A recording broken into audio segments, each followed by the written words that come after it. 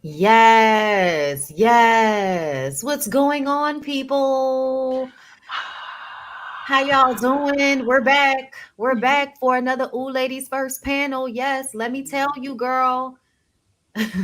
By the grace of God. I hope y'all got a chance to check out our interview with Miss Tammy Roman that premiered on Jamie's channel. Jamie, that's me, that is.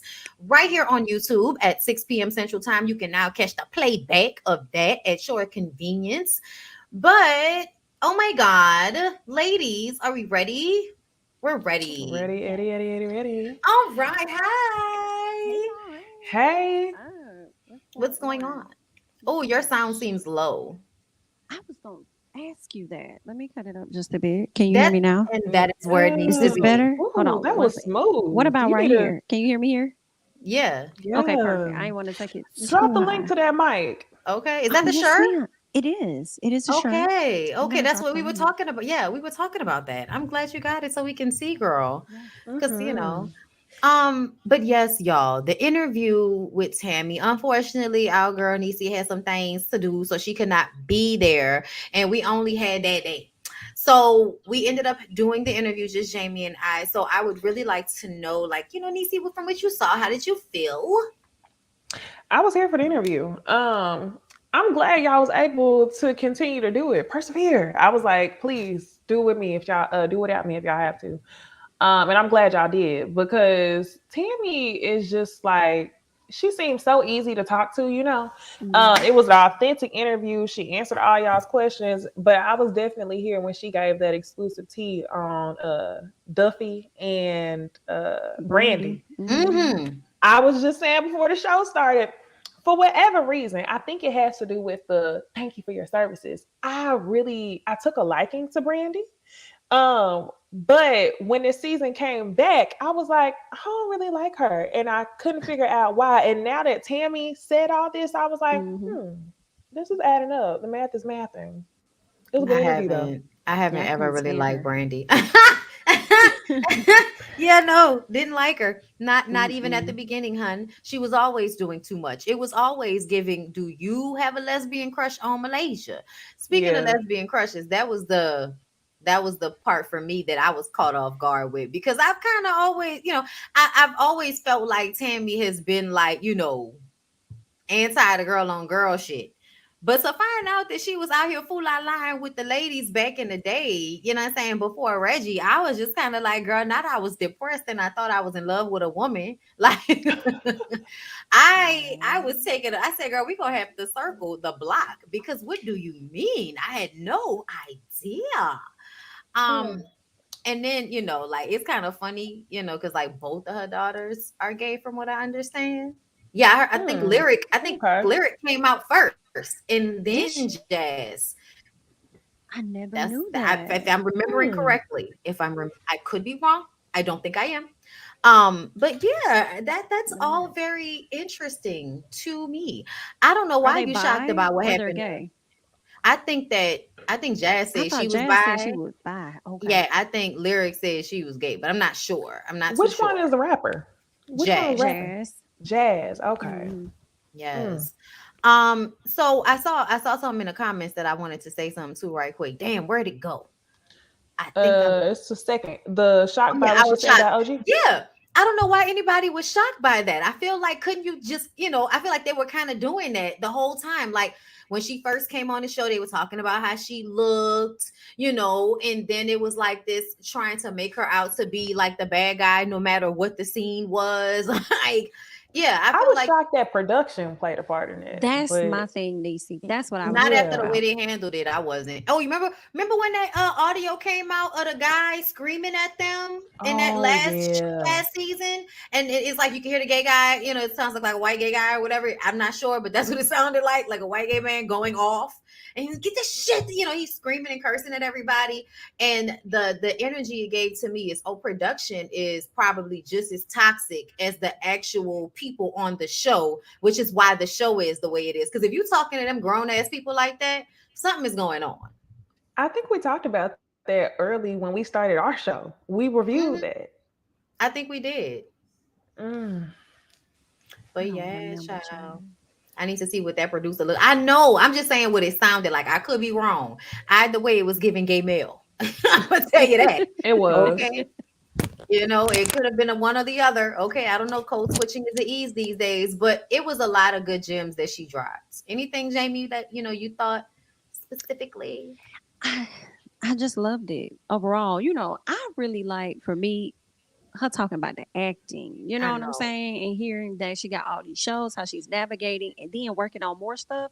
Like, that's what because when we finished the interview, Jamar came over and he was like, "Dang, baby, you was getting them acting questions." Then when I was. And I was. While she's here, I'm going to ask the questions. And I just As you love that she should. was just like really, really open and very, especially like when she said that she didn't get the BBL, but she got like the injections or something like that. I never knew that. Cause she could have just, I mean, I don't know if anybody really knew that. She could have just been like, "Oh no, I haven't. Let's move on, go to the next thing." But she Hmm. was really open about that. And I mean, I loved it. I feel like if you didn't love Tammy before, watching this interview should have definitely made you love her. I loved how she talked about, being in reality TV for so long and then having to transition into the field of acting and how tough that was for her. But shout out to Holly Berry, because you just never know when you'll get your chance. You know what I'm saying? So I just thought I loved it. A great interview, and I'm glad that we were able to do it. It was good. Right. I was glad too because I had listened to, I listened to her interview with Carlos before and kind of just went through, because I wanted it to be an interview about more than just one topic. Usually when we interview people, we're interviewing them about a show they're on currently, and that's really all we talk about. But this was probably one of the first times we were able to interview somebody just kind of full scale, whatever questions we could come up with. And Hmm. Somebody with a I, catalog, full yes, catalog, full catalog. It was and definitely Candy like too. Candy too. It's Yes. just we didn't get Yeah. as much time, you know what I'm saying? But we still Hmm. got to get, a lot of good questions into her as well. So yeah, Yeah. these past few interviews, child, I've been like, I'm telling y'all right now, I want Candace. Okay, y'all tell Candace, come on and stop playing with Candace me. Dillard, Please, Yes, Candace please. Dillard. Candace Dillard. I'm please calling come you to the on. front, Please come ma'am. on I want over. Ashley too. I'll Yeah, I take mean Ashley all of them. too. Honestly, Well, the only y'all know I Yeah. don't want I to. know Well, what you was gonna. Jamie. That's why I said well. No, well, I don't Cause want I all of don't them. think I could. I don't think I could deal. I don't know how. You know what I'm saying? There are people that I could But deal, I but I think you don't know. could. I think you Yeah, could. I think you could. I With mean, I dealt with Monique. You know what I'm saying? And but even sitting through that, some stuff I didn't even fully disagree with Monique on she some stuff with said the that I Love and with. Marriage know DC. And you even called her to the carpet. So I I mean, did, but it's I know different they with different. them. Like jeez, like We could do Wait, this. wait. Who? Which one you think you can't deal with? Miss Bryant. That's who she thought about. Okay, okay, okay, She might okay. I she wasn't might sure. slide with Dixon. Mm, she wouldn't want to I'm good interview on with that. I'm good Robin. on Wouldn't want. that. She don't want to interview with me. I'm good on Robin. I don't want Robin unless she's gonna bring Giselle with her. And even then, I Honestly, just I don't even wouldn't Y'all want don't want them want that. together. I wouldn't want them together. If we were gonna do it, I honestly, I It has would. it I has to would. be separate. I would do Rob. I would do Rob Dixon for sure. The only reason I wouldn't want to do Giselle is because I feel like I don't know if Giselle like I feel like there are certain people that could deal with the commentary, and there are certain people yeah, I don't think they can deal with the commentary. Mhm. So that's that's true. what I feel like. I feel like they wouldn't be able to interview with me. Not that I wouldn't be able to interview with them because I didn't Mm. met Heavenly face to face. I So think like that's if I factual. you know what I'm saying? So like at the end of the day, like the fuck I said what the fuck I Mm. said, but can Because you handle it? Monique took some hard questions during it. We was questioning She down, did. She and she did. took some hard questions, and She she didn't sat through care that.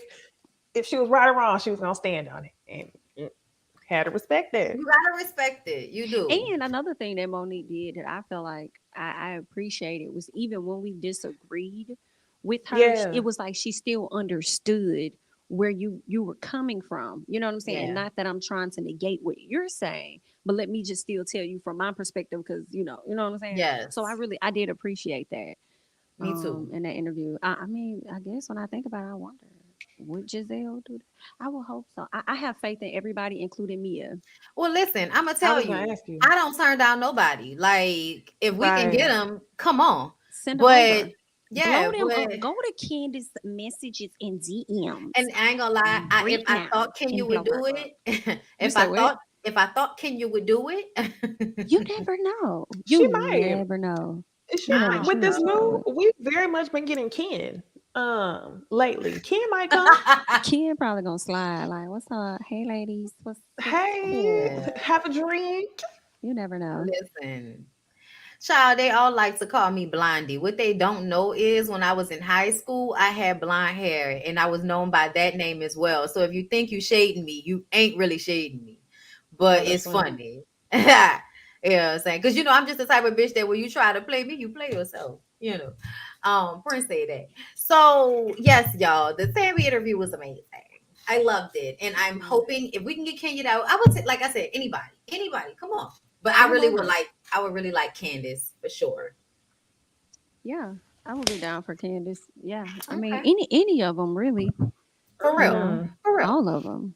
It would be Absolutely. fun because I mean, Potomac is that girl right now. Like for real, for real. Like she's that girl. So I'm sure the listeners would want to just hear from You everybody, know, get Right. everybody's perspective. I Not far want, from Black Ink. Shut up. Sorry. Good night. Now y'all rude. I Now want how we get all the way to Ashley or Monique when they are able to tell us where the fucking videotape went of Michael slapping that dude ass allegedly. If one of them Child. wants to In come the forward, basement. In the basement. Girl, that'll never happen. But never say never, because I never thought that I would see Ashley surrounded with more individuals that are Black. Yeah. so No, I never say agree. never. hmm, Now that she's Mhm. getting a divorce, she's I'm very happy for much giving Ashley. gotcha nigga. Ooh, not Um, gotcha. she is. I feel like Ashley tapping into her black girl magic is Mhm. like to high middle finger Michael. Like you thought you had a ambiguous mixed white skin black girl trophy wife, Mhm. but I'm gonna give you black girl, which is probably what he didn't really want.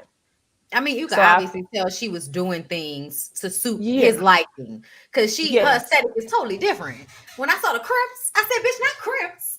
yes, crimps. She had braids. Then you came on with the number 8 spray Tan. tan.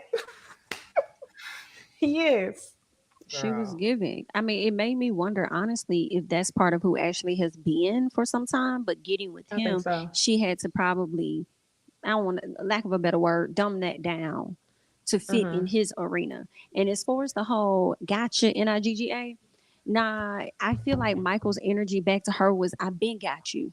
Because I hmm. told you I ain't want them Ooh, up kids. And now they ooh. with you now. You know what I'm saying? Like, Hmm. it was always She given, got the those are bag Ashley though. kids and not his. She Say knew what? that though. I said she knew that though. She got She the bag did. though. She She did. knew She those was knew. gonna be her kids and not his. Yeah, She that's knew. why she got that bag out that ass. Like to me, Did she get the bag? at the end of the day, yes, I think so. Like essentially, she's on this show. She has a successful business, and she's probably going to get child support from him for the next 18 years for two So, children. so my And thing was, her prenup. and see, that's Her what I'm prenup was wondering, good. right? Because in Hmm. the preview, they talk about how Miss Girl still living in the house with him. So, are you living in the house with him still, forced, hoping that he's gonna be a dad to these kids because you don't want to be a single mama?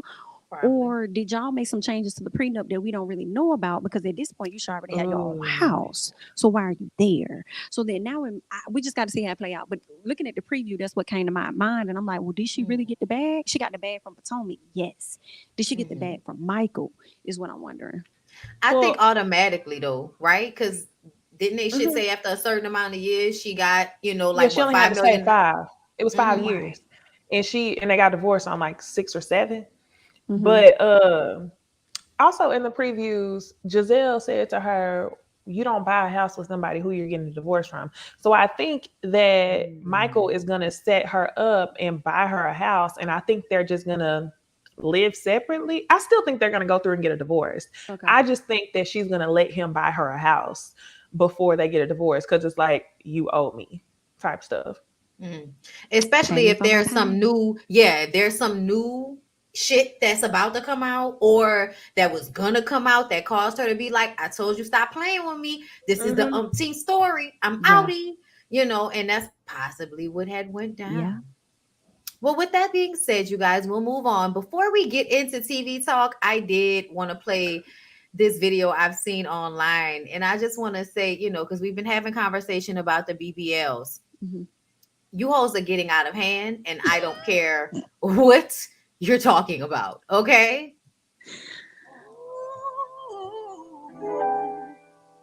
And the thighs don't match. Well. Turn to your neighbor and say, these BBLs killing y'all. And the thighs don't match. I have not heard this fucking song, bro. That shit got me rolling.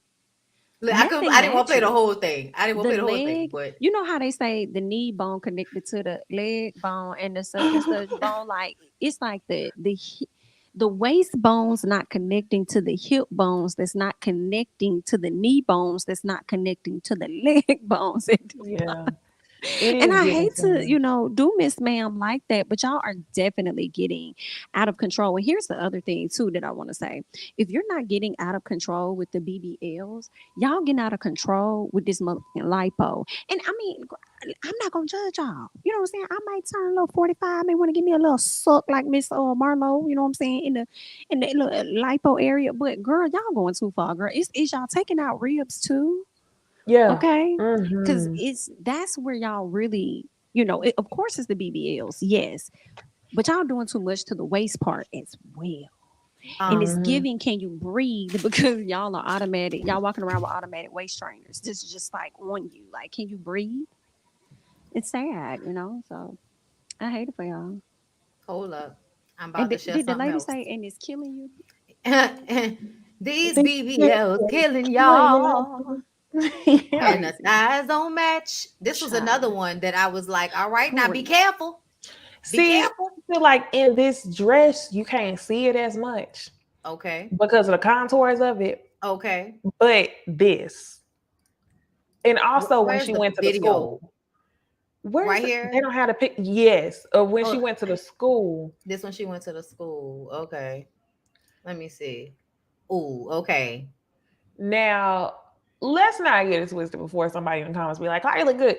Cardi looks nice, okay?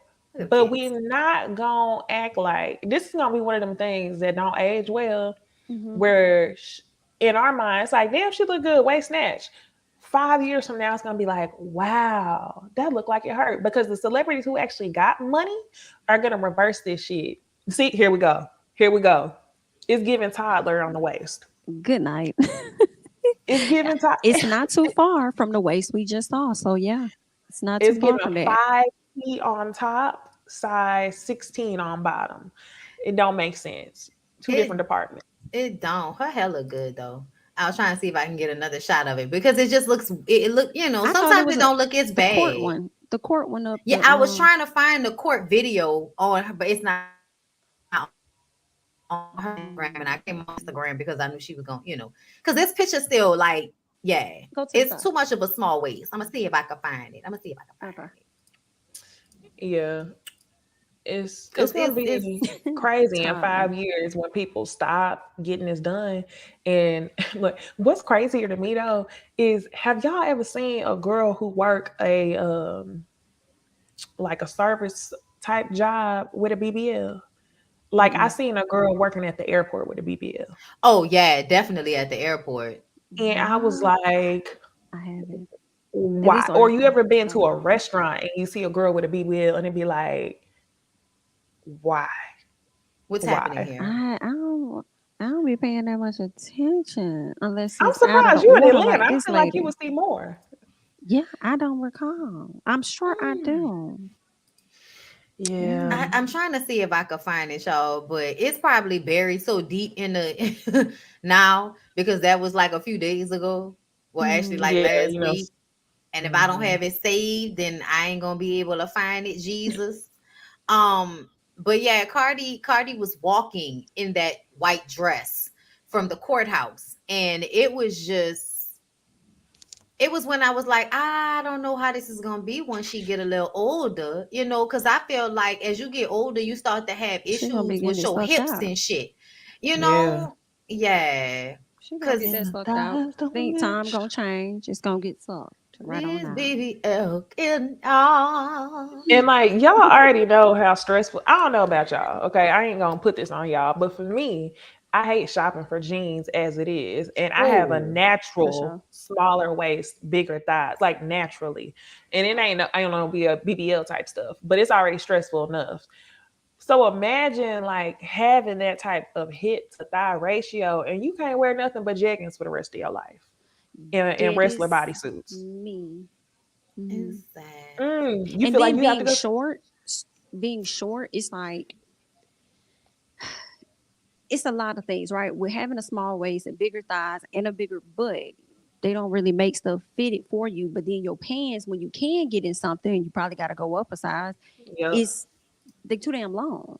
get Mm-hmm. everything tailored. Yes, that's everything. Or like I can't stand that fucking space in the back of the jeans. Yeah, Yes. Not having enough stretch in the part the between your thigh. ass. Yes, that part, like where Yep. you settle at. There's not Yes. enough Where's the elasticity in this area? Yeah, Back in the day, y'all, they used to have really good jeans for your ass that wasn't online. It was like fetish jeans. Apple bottom was good for a minute. J Lo jeans used to be good. House of Darion used to be good back in the day. If you had a little extra back there, and then it started getting out of hand. I think those jeans are to blame for this BBL shit. Because once you start making jeans for people with ass, I think it just led to us feeling like we needed to go get ass to fill those Apple jeans. bottoms. apple That's what I'm saying. bottom That they jeans got with the round pockets. Mm-hmm. yes, they got out Apple of bottom. hand. I don't know what happened, but at some point it was like this used to fit. This don't even fit me no more. I don't even know what's going on. Mm. And I feel like that's probably when it was like, we're getting into this. We need them to be much bigger type thing. Yeah. Child. And then they stopped making them. Target has actually, to me, had for me had about the best jeans Me for Really? me. too. Me too. Target. The best, H&M for most me, but I'm gonna affordable. have to go try Target. But H&M has been the lick for me. Especially Well, with Both. my shorts. child, Ooh, they be misleading, girl. I be putting them. I be getting the size like, oh, these cute. I'm gonna put them on. Hit the thigh. nope. Can't get Yeah, them you gotta on. try them on. You gotta try them on. Can't get them on. Yeah, It's the and they're thigh. different brands. They have the different sizing, but it's both of those y'all mentioned for me. It's Target and it's H&M. Other than that, I don't think I have gotten jeans from anywhere else in a long time. Mm. Child. Well, that was a key. You guys be safe out there. Let's go Please. ahead and move on.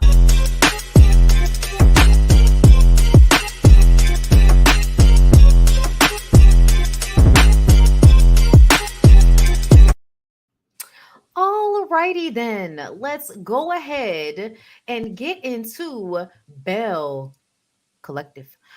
So, you guys, I feel like it wasn't really much going on this episode except for a few things. And I want to just pull them out and I want to go ahead and talk about them. So, first Mhm. of all, how did y'all feel about Sophia and JJ throwing the baby shower for D and Sunjay Sky and Star helping out with that? Do you feel like that situation has been resolved? Do you feel like there was colorism in the relationship? Talk to me.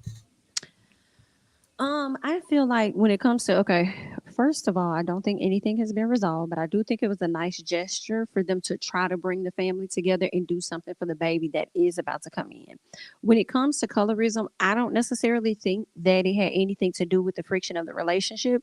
It sounded like this young lady D was feeling left out primarily because her mom would cater to JJ and his children. And she's having to, I don't think that her feelings were being considered as to how her life is also changing, where she primarily had her mama and had to share her mama with her brother. Now she got to share her mama with this man and his three other kids. And she Miss Sophia probably was trying to make so much of an impression on JJ that she did the most for Sanjay and her sisters. And then the sister just feeling away, like, what about me? So I think she was speaking from a place of feeling left out and possibly forgotten. But I also think that issue should have been taken up with your mom more than it is taken up with those girls. Now, I do think when you young, I think it could have been definitely catty. I don't think it probably had anything to do with colorism, but I think just because y'all young, y'all catty. Like, I mean, that's how the little girls are. Y'all be, do whatever, So I'm sure they made her feel away and she should have addressed that.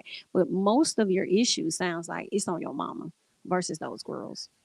I think that's a good observation, Jamie, because I do think that her mom impacted the way that she felt a lot. Because even when they sat down and acknowledged that was the first time they talked about it, Hmm. I was like, why hasn't her mama known that she felt this way? And why is this the first time they talking about it? But I do think it was some colorism at play. The only thing is, I just feel like colorism is one of those things that are taught, and whenever you a kid, you just repeating what the fuck your granny said to you, what your mama said Mm-hmm. to you, especially them coming from two super duper bright skinned parents. And who knows, maybe their parents didn't project that on them, but maybe older people did. And with the three of them all looking alike, and then having somebody come in as a stepsister that don't look like you, I absolutely believe they said something about the soap thing. The Mm. only thing is, like, I feel that they're running away from admission. Like, you don't want to acknowledge the dumb choices that you made as a kid. You don't want to say, "Hey, I'm sorry I hurt you as a kid." So you're trying to look over it as if that wasn't a thing. And I do think that those things stuck with her. So I think there was some colorism at play, but now that they're older, I don't think they would intentionally mean to hurt her that way. They just don't want to admit to it. Mm. And I would agree. I also thought it was cool they got her a car, helped the girl out. But I was like, how old is she? Because that dude looked like a baby. And I was just like, oh I said God. something about the car too. For me, I was like, okay, y'all let me know if y'all found clarification in this. Was this a car or was this a new car? It felt Because to like me, a car. it felt like a car. And I'm like, girl, Mm. what are you doing? You live at home with your parents for as long as you can, okay? But don't get pregnant with no vehicle while you living at home. So I was just like, what is going on? Help us out. Yeah.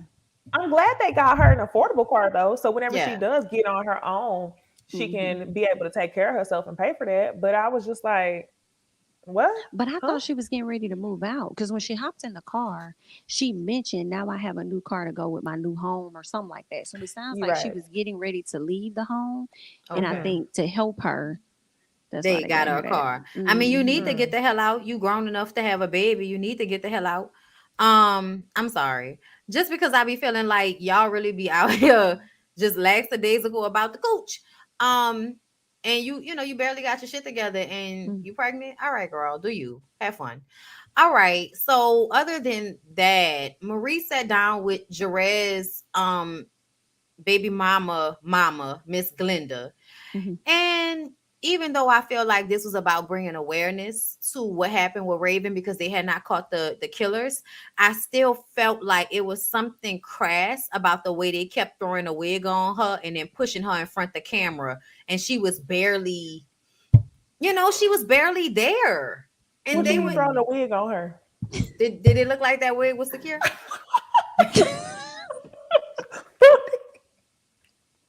I'm sorry. I'm sorry. But I'm I'm gonna be sorry. honest It about just it. I mean, a lot of people probably would have let their wig get thrown on them after their child done passed away. Now, no, just I throw one. know. I know. But like you had to do that to it twice. You couldn't just do it to it once at Marie House At the with Jerez. You mm. had to bring her in there again at the end amongst all of that mess and shit. And I was just kind of like, y'all could have let that lady just do one scene. Y'all didn't have to do that like that.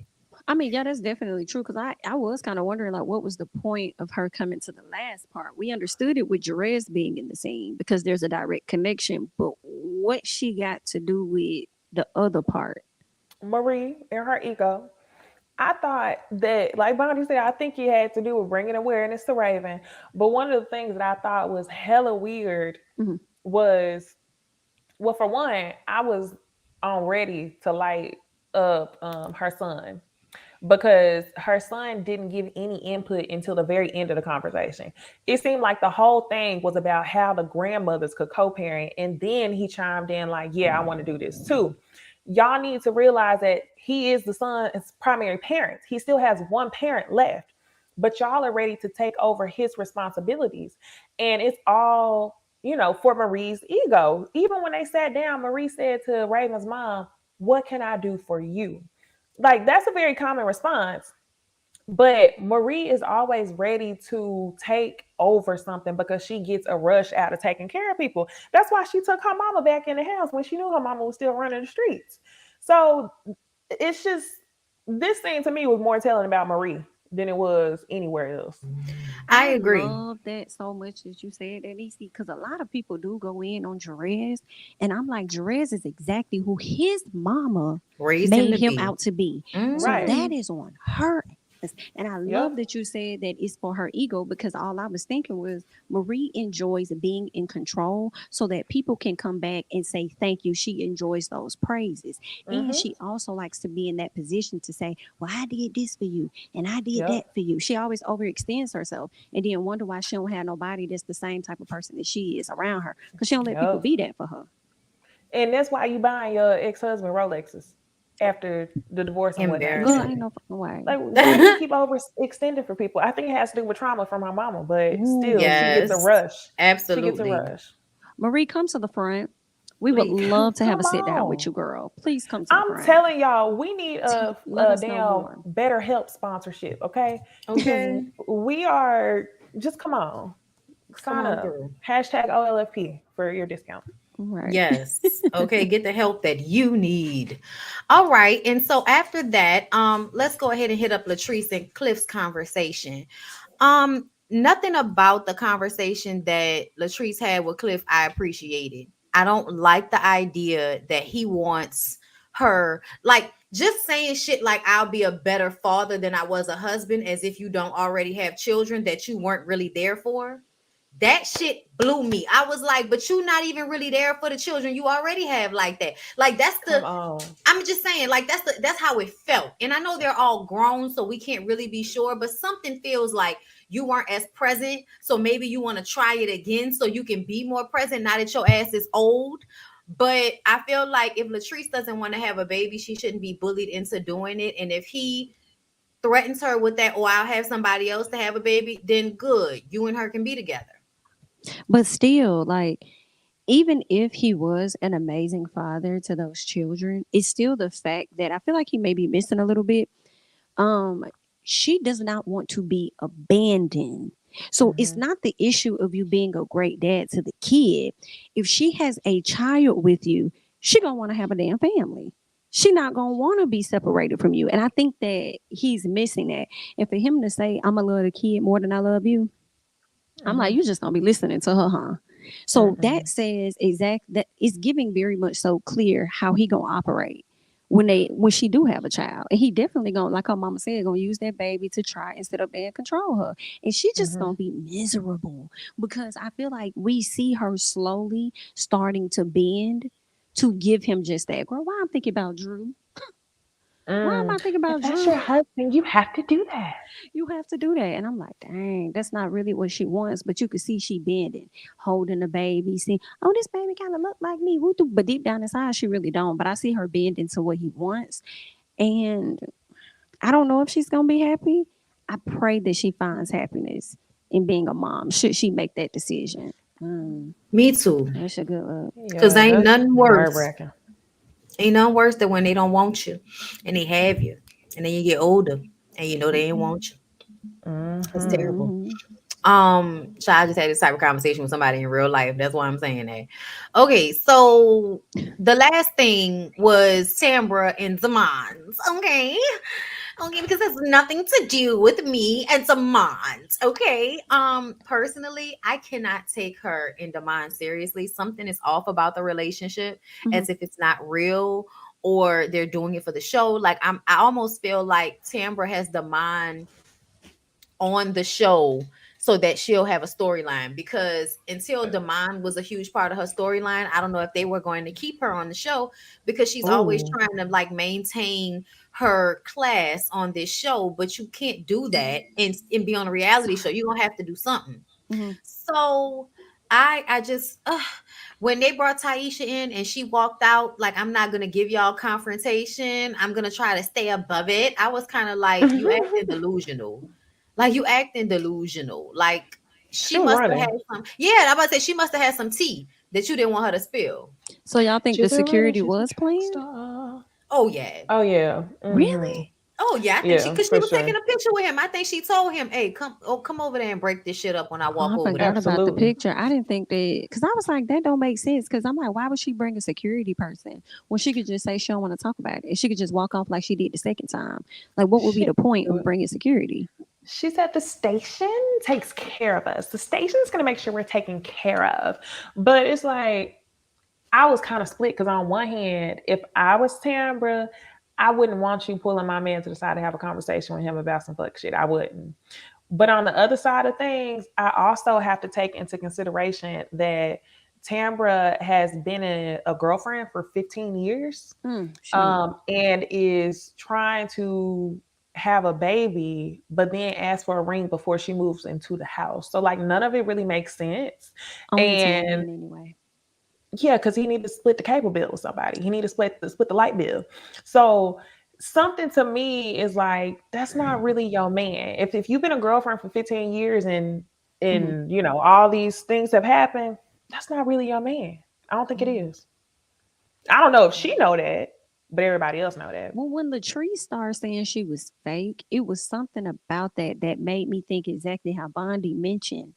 Is she, or maybe it was you, Nisi. I feel like it was Bondi, but and it made me think: is she using this as a storyline? Is that what Tisha had been saying the whole time? Because in the next episode, we're gonna see where Tisha is gonna say that she was engaged to somebody else. So I'm like, were you engaged? So now it is making a person kind of think, bitch, is this for a storyline? But then also, if she know that you engaged and the other ladies didn't know, you need to get in Greedy's ass because obviously she shouldn't know nothing about you anyway. Didn't Tampa tell us this in season one though? Remember when we first met her, she was inside one of Um, them clothing stores and she Mhm. was saying how she used to date a professional NBA player and that he offered her 2.5 million to have her babies, yes, have his Oh, I babies. And I remember yes, think that that's who she now. was engaged to. yeah. Okay, and I think they broke Now up. I'm wondering how real was it. And then Mm-hmm. he asked her to do the baby thing after they had broken up, I believe, if I'm remembering Yeah, correctly. I think that's what she said. So we know like she's had other relationships outside of the mom, but Yeah. I mean, it felt mm-mm. Mm. like her and Demond wasn't really even coming back together until last season. Like before the show, it wasn't like they was really talking like that. And it's just because she wanted to have a baby that you want to go and reach out to somebody who you feel like you would want to do that with. Like that's what it felt like. So it Right. never felt like a real relationship in the first place. So the idea that she would get so defensive about him fucking with another woman is just kind of like, girl, y'all wasn't even really together like that. So why are you Ooh. acting like it's such a big deal? And she's trying to, you're thirsty. Like, girl, like just say, yeah, I know y'all was together at one point. Like, but he's lying about it, which makes me feel like there must be some overlap he doesn't want Sambra to find out about. That's the only Mm-hmm. reason. She gonna have a bad reunion. Yeah, that's what they say. Mm. It's gonna be real Mm-mm-mm. bad. Girl. Well, we're going to give you guys a chance to like the video and let people know that we're talking right now before we move on to Love and Marriage Huntsville. All Share right. it.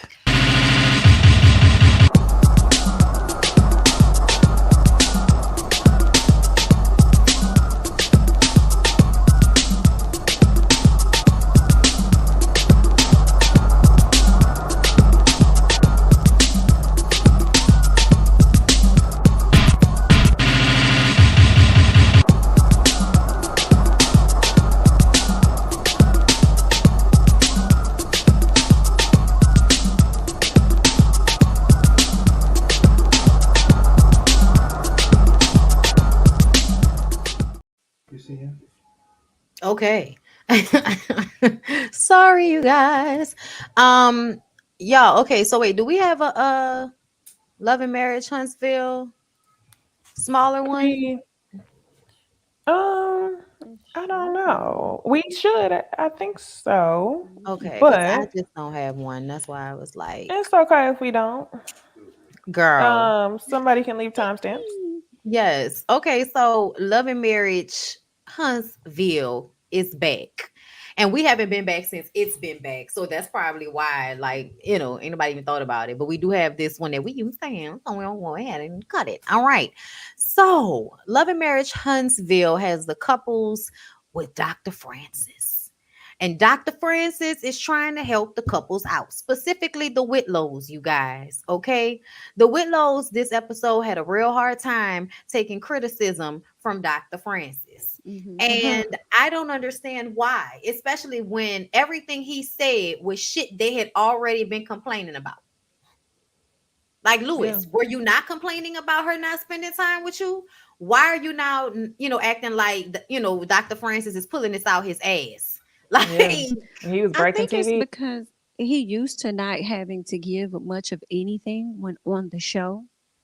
So now people on his head top, and he was expecting it to be another conversation about Marceau and what Marceau not doing wrong. I think he wasn't prepared in that sense. And also I think he just be trying to portray like everything is good. And that's what was getting on my fucking nerves. He always comes with that Yes. answer like, oh, we know I'm having a bad day. But that's how life go. Can't sit in it too long. Like he does that for every single thing. And that's just irritating. Like get to the point. And I love that Kimmy actually called Tiffany ass out. Because Tiffany sat down with her Ooh. and sat up there and said that he thinks she worked too much. But then you get there and you say something completely different. Like, well, he's a bit wishy washy, so I don't really know. And, maybe. I hated it. I couldn't. They, a little bit for me, watching the show and watching how majority of the episode was about Tiffany and Lewis just gave me a reminder of how much they're not needed on the show. Ooh. Really? Yeah, as I I watched, felt I was like, this is differently. so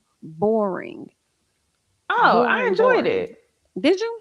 Do tell. Yeah, because all this time I feel like I've been asking for them to talk about somebody other than Mel and Martell Hmm. or Tisha and Marceau.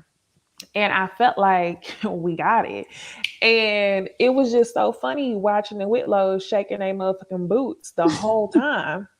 They were shaking in their boots, and that's why they wanted to try to cause some loss of credibility for Dr. Francis. Like, where did he get his degrees? Like, girl, what do you mean? We don't even know what year you graduated high school. Quit playing. So yeah, I just really love to see it. And I couldn't stand Lewis, just like you said. He was talking in like Pinterest quotes and Instagram captions the whole time. And then he as soon as Dr. Francis tapped into him, he immediately started crying. But I couldn't help but laugh when Dr. Francis said, "This is the first time I've seen humanity within you." And Dr. Francis, like, he reads them in a professional way where it's like you almost don't even realize it's a read. When he said, "This is the first time I picked up humanity within you," like, they're robotic, cold to touch as fuck. And I think if you're going to operate on this show, we're going to require for more, like we do from Destiny. So if you want to be a couple on this show, we're going to need you to stop facilitating the mess and start revealing what's actually going on. agreed. And I really want y'all to keep it a buck because from the beginning, there's been some confusion. It almost seemed as if both of y'all were married and cheating on the people y'all were with each other before y'all got together. Yet y'all got married a year into the relationship. Like shit just don't make sense a little bit with their whole situation. So I personally would like some clarity, Tiffany and Lewis, if you ever want to provide it, some transparency. Um, and I feel like what you're trying to give us, oh, I want to have a baby. Oh, I'm not having enough sex. Bullshit. I think now I feel it's bullshit because y'all have an equal problem. Y'all have a problem that cancels each other out. He want more sex, you want a baby. So fuck. Hello? That makes sense to me though, Bondi, because I feel like these two are so delusional and so disconnected from the truth that they would have issues that don't make sense. Like, because whenever Dr. Francis mentioned that she wanted a baby for security and like abandonment reasons, Yeah, that makes sense. it She's just does. literally thinking about the baby to attach herself to him. Yes. And for him, they're not having sex. So I So think that makes sense. that means you're not thinking about fucking him. You just want to have a baby with him. And But that's Yeah. it's like, it because I'm like, I how don't is think that it's gonna Mhm. her happen? trying to attach to him. I think it's her trying to attach to another child. And what I also Oh, wonder with her working so much, I'm like, do she feel at any point that she jumped the gun too In marrying soon him. on correct? Yeah. because it Because was my a thing is Correct. surprise like, do wedding. you just do you just not want to be home and that's why you working all the Yes, time? yes, yes, Yeah, I yes. feel you. Mm. That's listen, they gonna have to give it up. But the thing about it that aggravated me, I wish they wouldn't have been so difficult because then we could have actually focused on the two problem children in the room, Marceau and Maurice. Okay? Yeah. Because first of fuck all, Marceau, for you, like, are we really gonna front? Like, okay, to me, it seems as if Scott's 1.0 spent a lot of time telling us that there was nothing wrong with their relationship. Now they're trying to fix the way the relationship is seen on camera in front of our very eyes, like Marceau cooking breakfast for everybody that morning. They Yes. come downstairs and this Yes. nigga cooking breakfast. I'm like, you mean the same nigga that couldn't fix a peanut butter and jelly sandwich for his kid, didn't know what they was Yes. allergic to when we first came on this show? Honestly, I feel like as much as he act like he's impervious, this show has forced accountability on him and probably empowered Tisha more than she wants to admit because Yeah. now she's getting more act right out of him than she was before. Mm-hmm. And he said something that kind of irked me a little bit. He tried to say that Tiffany and Lewis don't trust or something like that, Dr. Francis, which is the reason why they not opening up. And I was like, nigga, you just did this with Tisha and also talked about how you don't even want to come on a damn marriage retreat. Then you get here, and now that you see that Lewis is in your shoes experiencing what you experienced, now you feel like you got a clue. Now I you said, got all the this answers. right. I Thank Right. you, swear. Yeah. Courtney. Thank you, Courtney, for the super sticker. Yeah, nigga ain't had the answers to nothing. Yeah, no, it was funny. I have to agree. Yeah, I'm glad we didn't spend any time on them. Even at the end, when they start talking about the submission type thing, I was like, girl, we've heard it all before. Let me tell you something. Dr. Francis' response was the best response ever. He says the mistake most people make is to over explain the truth when the truth doesn't Ooh. need explaining. I was like, thank you. Because to me, Wow. it literally called out what I've been saying, which is that y'all are acting, y'all are projecting, y'all are trying to make sure that you're showcasing a certain image to us. So much so that nobody can even have a real conversation with y'all. And it's just tiring. Mm. Maurice and his sex issue.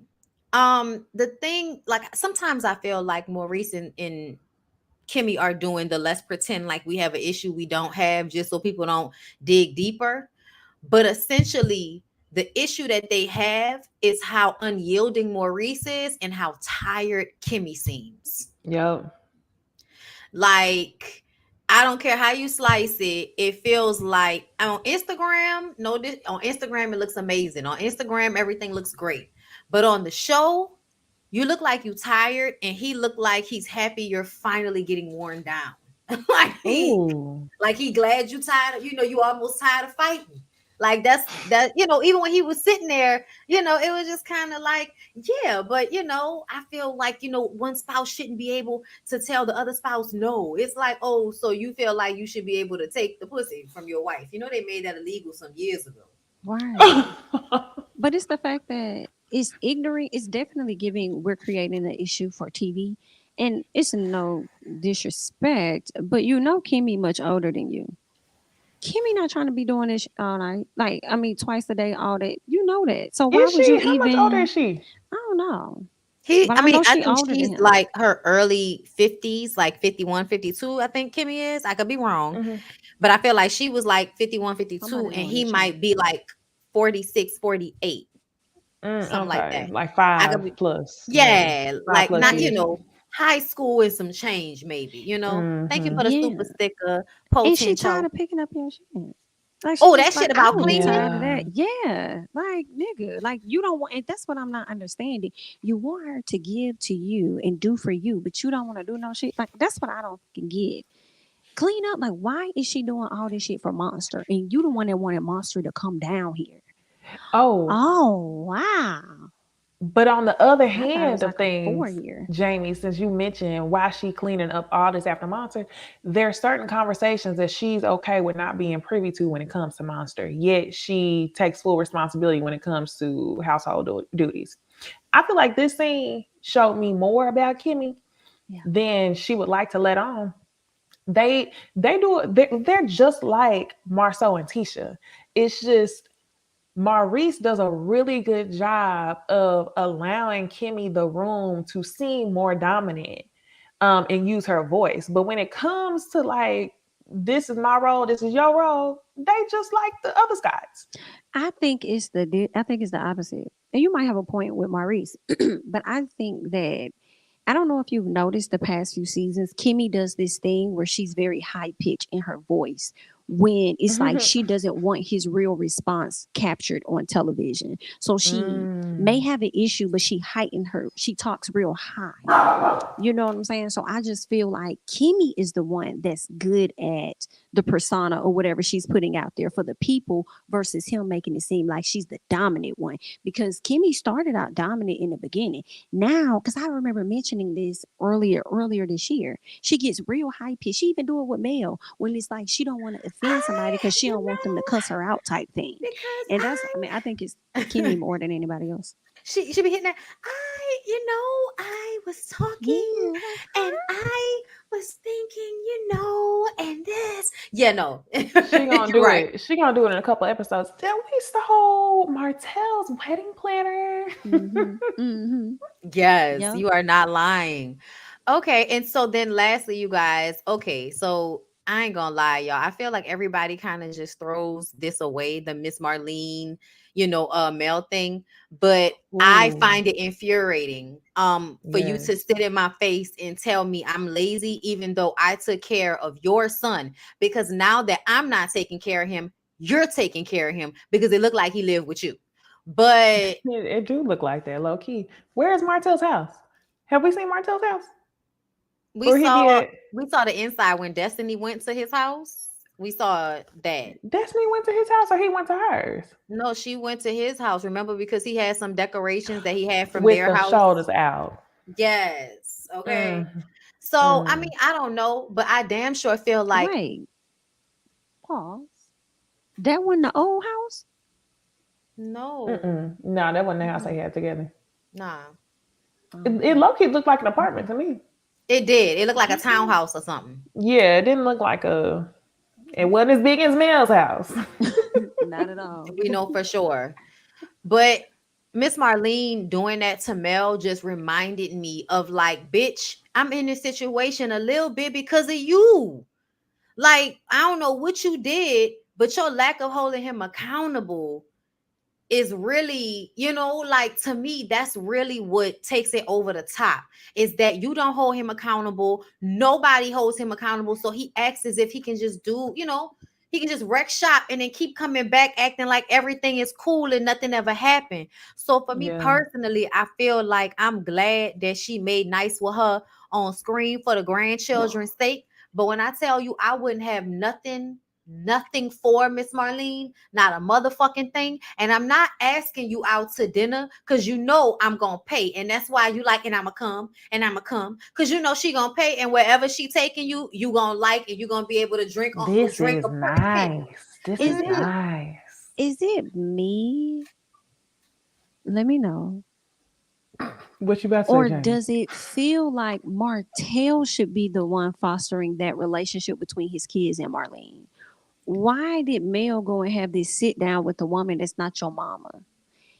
If she, like, you know what I'm saying? Like, I mean, when she said, oh well, if I go out to eat or whatever, I want to be able to bring you along. Like, she gonna go along anyway because that's his mama. You don't have to be there. And unfortunately, this is a result of his actions and what it is that he did. And then for her to back him up so much and to sit in this girl's face and not even accept some of the stuff that she said to her in the past. Remember, you used to say we used to always be on the go, this, that. She didn't want to back down. She just wanted Mm-mm. to stand in whatever she said. So it's like, hell no. I've cut my son grandma off at one point for less. Understand? So no, I'm not gonna do a motherfucking thing. That's his job. Let him foster that relationship and make sure y'all good. I mean, you know what I'm You saying? And think then Martell should have fostered the relationship between Mel and Marlene? no, But see, I think that's between where them like kids, he needs to make sure the grandma, because it sounds like Mel wants Marlene to be involved in the children's life. they She gonna do already that are. anyway. She is though. Correct. So Yeah, that's why but I'm Mhm. I like, think what it was was the reason about for the her. sit down? Because remember, Mhm. she after she said that shit on TV about Mel being mad, Mel texted her and blocked her.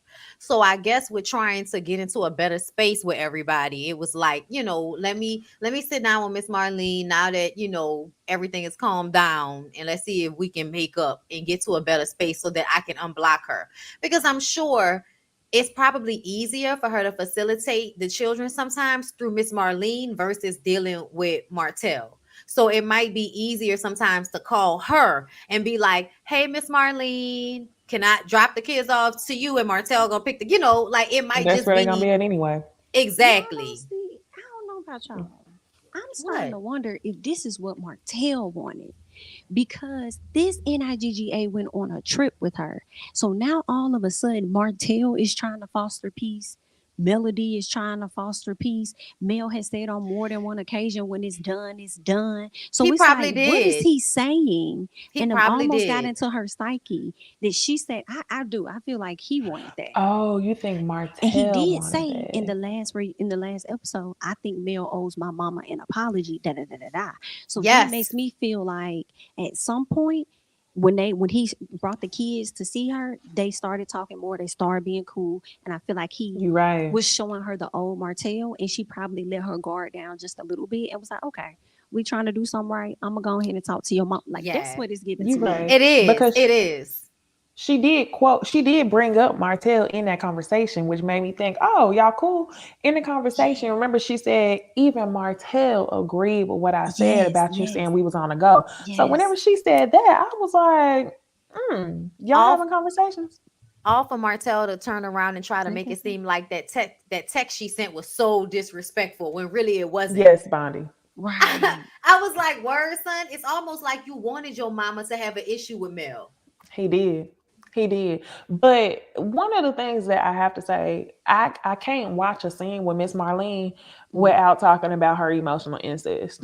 um, and I hate to use that word, but That's I what it never is, felt so though. compelled to do so until I seen Miss Marlene. I was absolutely disgusted whenever she kept saying Mel was lazy, and she kept saying Mel was lazy. And even when Mel was saying things to rebuke what she was saying, she sat there and smiled in her face and continued to say, well, I said it, and that's how I felt. And it's like, no, at the end of the day, you're jealous of this woman because you've accepted much less from a man, and you are mad that she rejected your son. Because if it were you, you would have thugged it out. Okay. And you would have continued to take care of that man while he was in the streets. And you mad that she rejected him because you feel emotionally impacted, because you've connected yourself to your son in a way that's unhealthy, which is why you can't hold him accountable for the shit that he's done. So I can't stand mothers who do that. I'm not saying all single mothers do that, but there are a good portion of them that do. They put the emotional responsibility of a man on their child. And that's the connection that she has with Martell, which is why she can't hold him accountable, because she would gladly accept him if she was in the situation to be Mel. Well, she accepted his daddy, so yeah, she would have took him too. Mm-hmm. And then Mm-hmm. y'all know, I feel like they talk around it, but I've felt like, and I'm gonna have to ask, Mel this if we get a chance to interview her again, y'all remember, so we can ask like what was the childhood like for Martell, because sometimes I feel like Miss Marlene was not there, and his relationship was probably really with his grandmother. Um, and when I think about that, it makes me feel like, whenever moms haven't been there in the early years, they try to make up for it by overparenting and, coddling and making excuses for their sons out of guilt for not being there. So that's another thing that I think about sometimes with Miss Marlene. Yeah. Like, I know the daddy wasn't there, but sometimes it feels like you may not have been there either. And yes, the grandmother raised him. They kind of skate over it, but they never, they never say that Miss Marlene was, down there on the pipe or something like that. They don't never tell us that. Oh, so you think But it's Yeah. one of them situations? I wonder. I'm not gonna say it is, but it's a lot likely. Like shit. I One of the things I'm piecing together now is the fact that Miss Marlene raised Martell as a single parent. Yet Martell's daddy was in the same city because he was dating Destiny's who they had a relation. He was dating Destiny's mama, right? Yeah, Aren't that what yeah. they Mhm. said? So I'm sure Miss Marlene. Now I don't want to do too much on the mamas, okay? But I'm sure Miss Marlene was okay, content with having a piece of Martell's daddy while he was in the same city. Like you're not gonna tell me that you have those expectations for Mel and you lived in the same city with your baby daddy and wasn't okay with having a piece of him. Because if you were in the same city Mm. with Martell's father and you cut that relationship off and y'all had no dealings, then you wouldn't be mad at Mel like that because you would understand as a woman. When did his Mm. dad go to jail? Because his dad was locked up majority of the life. Mm-hmm. Oh, See, so when did he have time? So Well, that he dated Destiny Mama when they was in high that school. what I'm Destiny lost. Daddy dated Marlene. Oh, that's right. Oh. You There we was go. right. You was right.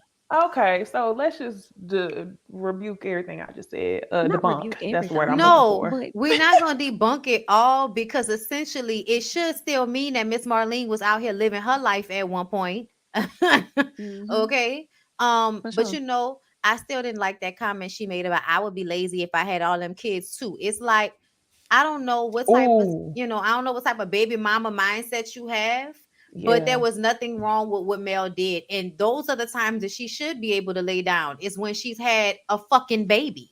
That Right. Like, was shady as fuck. I'm glad you what? said Right. that. She kept saying all those kids, and it almost had the undertone like you had all those kids on purpose so Yeah. you could be lazy. Mm, mm, mm, mm, I was like, why do you keep mm. emphasizing all those kids? Like that was her damn husband. They had Yeah. made them Right. kids together. Right. Then trying to yes, that because all I'm hearing is they male kids and not Martell's. Like what? That's all I'm hearing. Yes. Girl, stop it, Miss Marlene. Yeah, I really feel like you're upset that Mel was able to do more with her life, that she didn't fall to pieces when Martell left. Like all of that shit. I think a lot of them expected her to fall to pieces, and because she rose higher, everybody got more upset with her than they, probably already were. Because when I heard that shit, because she did a live, Mel did a live not too long ago talking about how she's the one that put Marceau and Tisha on the property preservation because Marceau couldn't find a job. Yeah. And I know that they helped each other and did business together, but I had no idea. It was like, nigga, you didn't have a job until that lady helped you. And you got the audacity to always act as if you know better because you're a man when you was literally out here not able to take care of your wife and your child. Hilarity. Hilarity. That part Um, there. And get a little bit of coin and a piece of fame. I'm And then telling me trying y'all. to act like a whole different person. I can't. it's Mm. a shame. All right, y'all. Let's go Mm-mm. ahead and move on. Girl married to medicine. Listen, y'all. I don't know what's going on down there in Atlanta. Everyone's getting robbed. But I'ma just say, They first robbing of everybody all, out here. they Right. are. First of all, Toya, I do think you cheating on your husband. Number two, you had every right to mush Audra. Okay, you had every right to mush her. She was way too much in your grill. Bitch, back up. Okay. And you are stupid at the end of the episode for you and Eugene insinuating that they deserved it because it make it seem as if you did have something to do with it. And then for Funky Dineva to say in his video that y'all had a party the same night that Anila and them was robbed, which means if y'all had a party, they were just letting people come in and they could have went to Anila's house since y'all live in the same subdivision and robbed Anila's house. I don't know if I, that's true. I don't know if I y'all don't did believe it. that. I don't believe it either because it's the robberies have been just happening, but at the same time, it was the energy that they had at the end of the episode for me that was like, I what didn't is notice this? anything on Eugene's part. But I see where you're coming from with Toya, but I didn't notice that with Eugene. I Eugene was just saying that he felt like it nah. could be people that know them. But I didn't catch that he was It trying was to his face. insinuate His face that not the face. like tell me in the chat, y'all, let me know if y'all saw it, but his energy about it, because I felt like at first I was like, wait, is he empathetic? They got robbed. That's terrible. I know y'all got beef and shit, but damn, somebody came in their house with guns, stole that lady wedding ring. That's a lot. And then y'all live in the same subdivision, so you would think y'all would also be scared that something like that could happen to y'all, since y'all live in the same neighborhood. That's true. So they whole Eugene said it was personal. Their whole attitude felt like, I don't know. I didn't want to believe that shit neither. I was saw like, it. nah. But I saw it on Eugene's face. You saw it? I didn't see Oh it. my gosh. I'm gonna Yes, go back and watch y'all. he was the first. He brought it up in a very like sneaky way, and then Toya was like, "Oh, so you think it was? What are you trying to say? Somebody did it because they did some other people?" He was like, "Yeah, that's exactly what I'm saying." And he seemed more excited about it than Toya to me. What? I'm going back to watch this because I just I don't, I rebuke it. I rebuke it. I'm not believing it. Jamie, you got to go back because Eugene was giving Missy Queen energy. I'm gonna go back. I am He going to was go here for back. them getting robbed. He was absolutely here for them But getting robbed. it's sad that they dressed up as movers and then people came in and moved things out their house. I hate that. But the people is dragging her on Twitter because they asking where is the reports? Where the Ooh. reports at? Because you haven't reported anything. People say I'm searching high and low, and I'm Oh not seeing wow. the police reports. So what is this really giving? And your wedding ring was missing. Your family heirlooms was missing. And Toya retweeted it and said, "Now what's happening?" I said, "Oh wow." Now see, Carrie started some of this shit because Carrie went back and told Dr. Heavenly them that Toya said that Anila had a hit out on her. But it's like, why would you use the hit word? So I mean, it could be, but I'm like, maybe Toya was just talking about I'm on her ass. You know what I'm saying? She did something like maybe she was talking about her. Like she got a target on her back because I'm coming for Mm. her because she sat up there and tried to say I was cheating on my husband. to be clear, So that's what Anila I was didn't. thinking. The funny part, Anila is getting blamed for this shit, but essentially that never came out Anila's It mouth. didn't, We didn't even but hear it come I out of the do friend's mouth. believe that Anila was responsible for Dr. Heavenly finding out. Because Dr. Probably. Heaven, so for her to sit up there and be like, Or I ain't got nothing to quiet. do with this, but I'm like, Or well, quiet. see, Heavenly sat right next to her and was like, well, both of them two, they've been saying some da da da da. Yeah. And then we interviewed Anila last year, and she said her and Heavenly were like best friends. I Yes. truly believe Anila Oh. told Heavenly that, I Okay. and wonder didn't know why, Heavenly was gonna go tell Toya. if it Oh. was said at the party, why didn't they let it play? The part of me feels like it wasn't even said at the party. I feel like Heavenly No, just it thought it was wasn't. a good opportunity to mention it. Like, well, since we here, this is what they saying. I felt like that's what Heavenly did. I could see that too. Me I too. could see that. I They could say see they that feel too. like And to Heavenly was. divert from Toya's situation about being called out about all them liens. And Oh. also an effort to get Toya to stay because Simone was trying to get her out the building. So I think Heavenly knew she was producing. Oh, you right, to try to get her to Mm. stay. Oh, that's true. Mm-hmm. Bondi, I gotta agree with you. I too think Toya was messing with somebody in the neighborhood. She got too I upset. do. I don't know if she had sex with the man. I don't know, but I do believe something like that happened, something inappropriate, and it Mm-hmm. might have spun into her having sex, allegedly, but something inappropriate happened, and that's why her friend was like, "No, you don't want me to say anything." But it was just like the confidence. The girl's name was like Zayna or something. The confidence in which Anila's friend said, "You don't want me to say what I know." She said it as Yeah. if they like, what I'm talking about. Like they Uh-huh. had the conversation before, and it didn't just seem like it was Toya's first time hearing the rumor. Ooh, and for It Toya to wasn't. say I think what you that doing here, I don't even that's know why you. Toya I'm that's like, you why gotta Toya know brought her her. friend. That's why Toya brought her Oh, you're friend. right. And The Anila girl. kept saying, "You brought somebody who's not supposed to be here. She wasn't Yes. supposed to be taping." No, she wasn't, but she was there because Toya knew she was gonna get set up. I So like that funky, the I thread need was there. I me loved it. too. Me I too. But at the did. I'm same not gonna time, lie. I kind of feel like why you had to push Anila.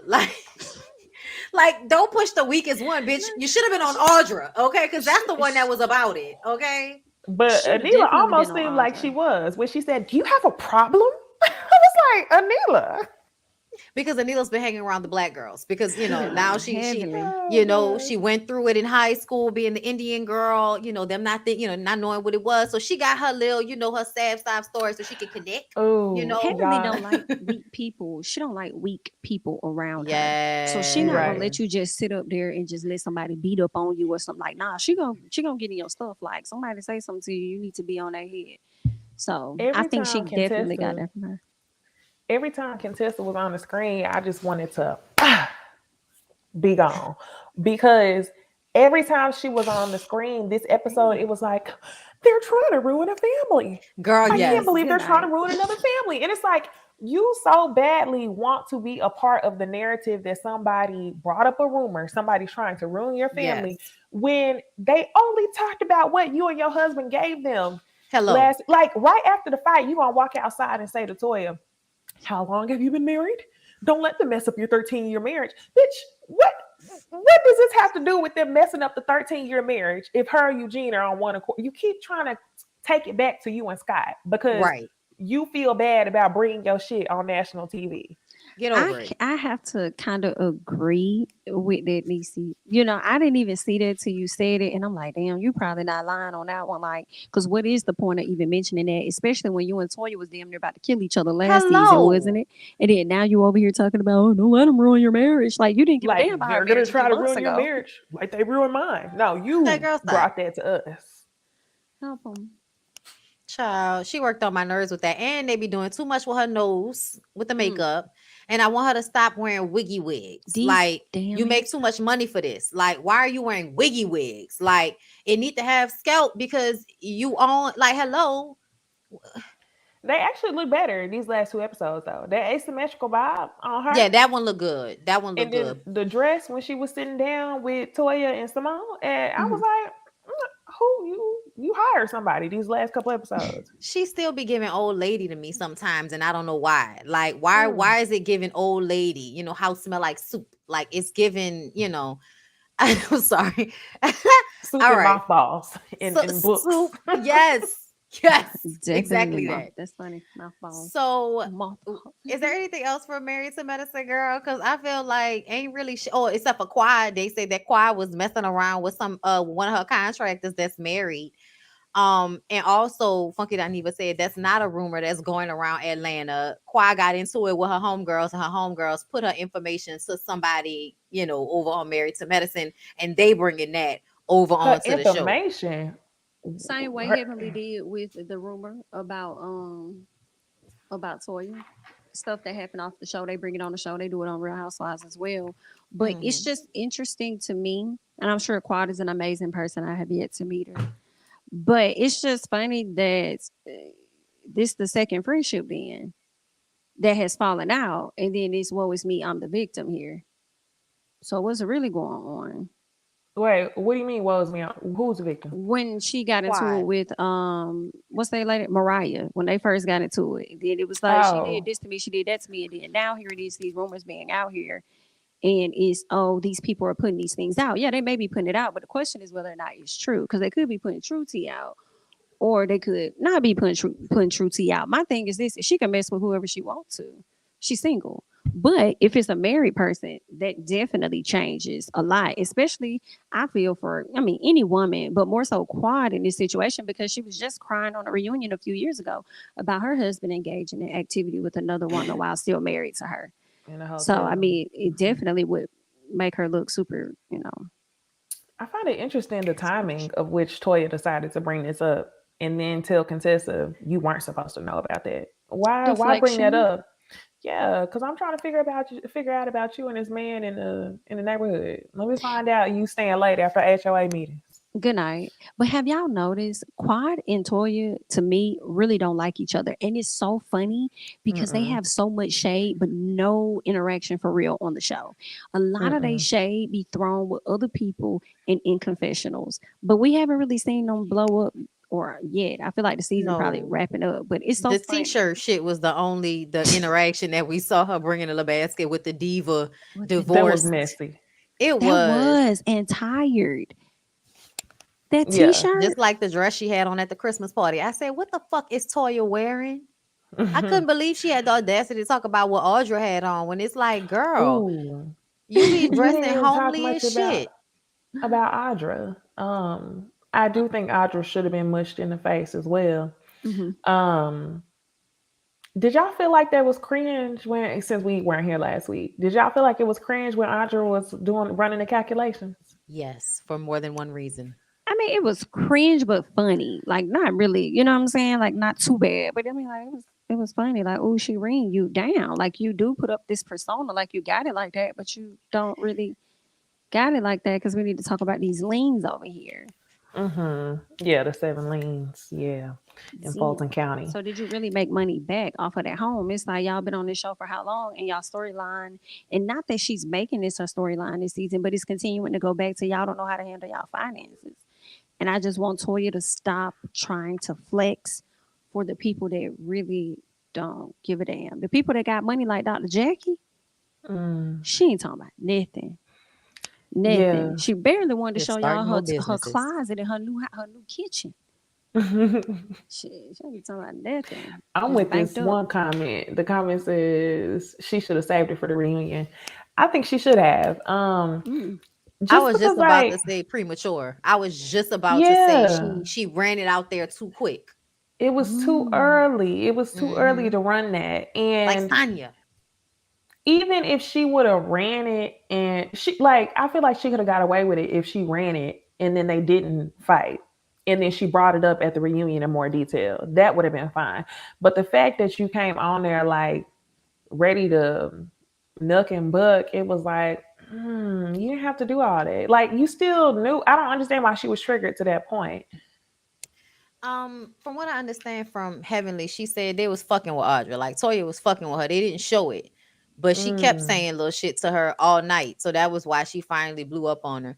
But I feel like you ain't have to give her rights just then. You could have waited because you could have just read her down. Just like if you know how to mm, read, then just like I would have just been like, girl, seriously? Are you really talking to me right now? Mary Poppins, what's going on with the full skirt? Like what's happening? The florals? Where'd you get that from? Walmart?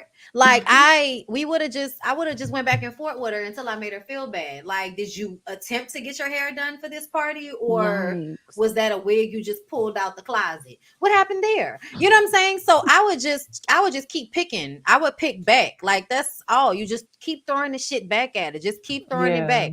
But they would I pointed this out in my review that I noticed how I feel like they escalated the shit. Toya is aggravating, but it's a whole nother thing for you to jump in her face like you did, Audra, and a whole nother thing to say that she's cheating on her husband in a room full of people. I felt like that was fucked up. Because it was like, Wait, I mean, Audra didn't say that, did she? no, Audra didn't You say it. talking I about? just meant like the Okay. whole scene in general. It felt like Oh, like everybody kept fucking with upping the Toya. ante. Yeah, Hmm. Oh like yeah. Toya might have been being like, messy talking about clothes, but y'all keep taking it up a notch. Where she wasn't in nobody's face like that. But they, heavily said that Toya was over there in that girl face. I don't know what to believe at this point, but either way, I ain't never really liked Toya like that. She pretty, but I don't really like her like that. And Audra did the Sonya. You came too soon. You needed to Mm. hold on to it and let it be a nice one. And you just pew, you spit it out there. And thanks for the information, but now you look thirsty. Yeah, because nobody reacted. Nobody reacted, even though they wanted to. It was like, for loyalty to Toya, they didn't react. Mm. They Right. all know it was true. Just like Heavenly telling Toy, I feel like there was a part of that where Heavenly looked around and realized what was about to happen. Like, I know somebody said, okay, Funky Dineva was like, she could have told her off camera. I also feel like Heavenly wanted to hurt Toya, but I think at some point it was like, shit, this may not have been what I really wanted to do. So let me warn her before they tell her. Because I feel like she could have just sat back and let them do it since it seemed like they was gonna do it before she said anything. Mm. So I mean, I don't know, but ultimately, I still feel like Anila set that shit up. I think all y'all was setting Toya up for the oak, and I want to know why y'all wanted to take it to that level since all of her reads be just surface level stupid shit. Why y'all gotta take? Why y'all took it to that level to team up on her? Yeah. Eugene. It made me think about how Heavenly is always talking about how she mistreats Eugene.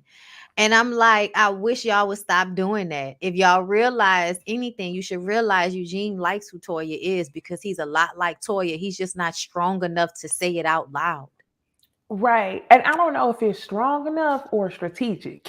Ah ha ha. um he is just, they go together real bad. They do.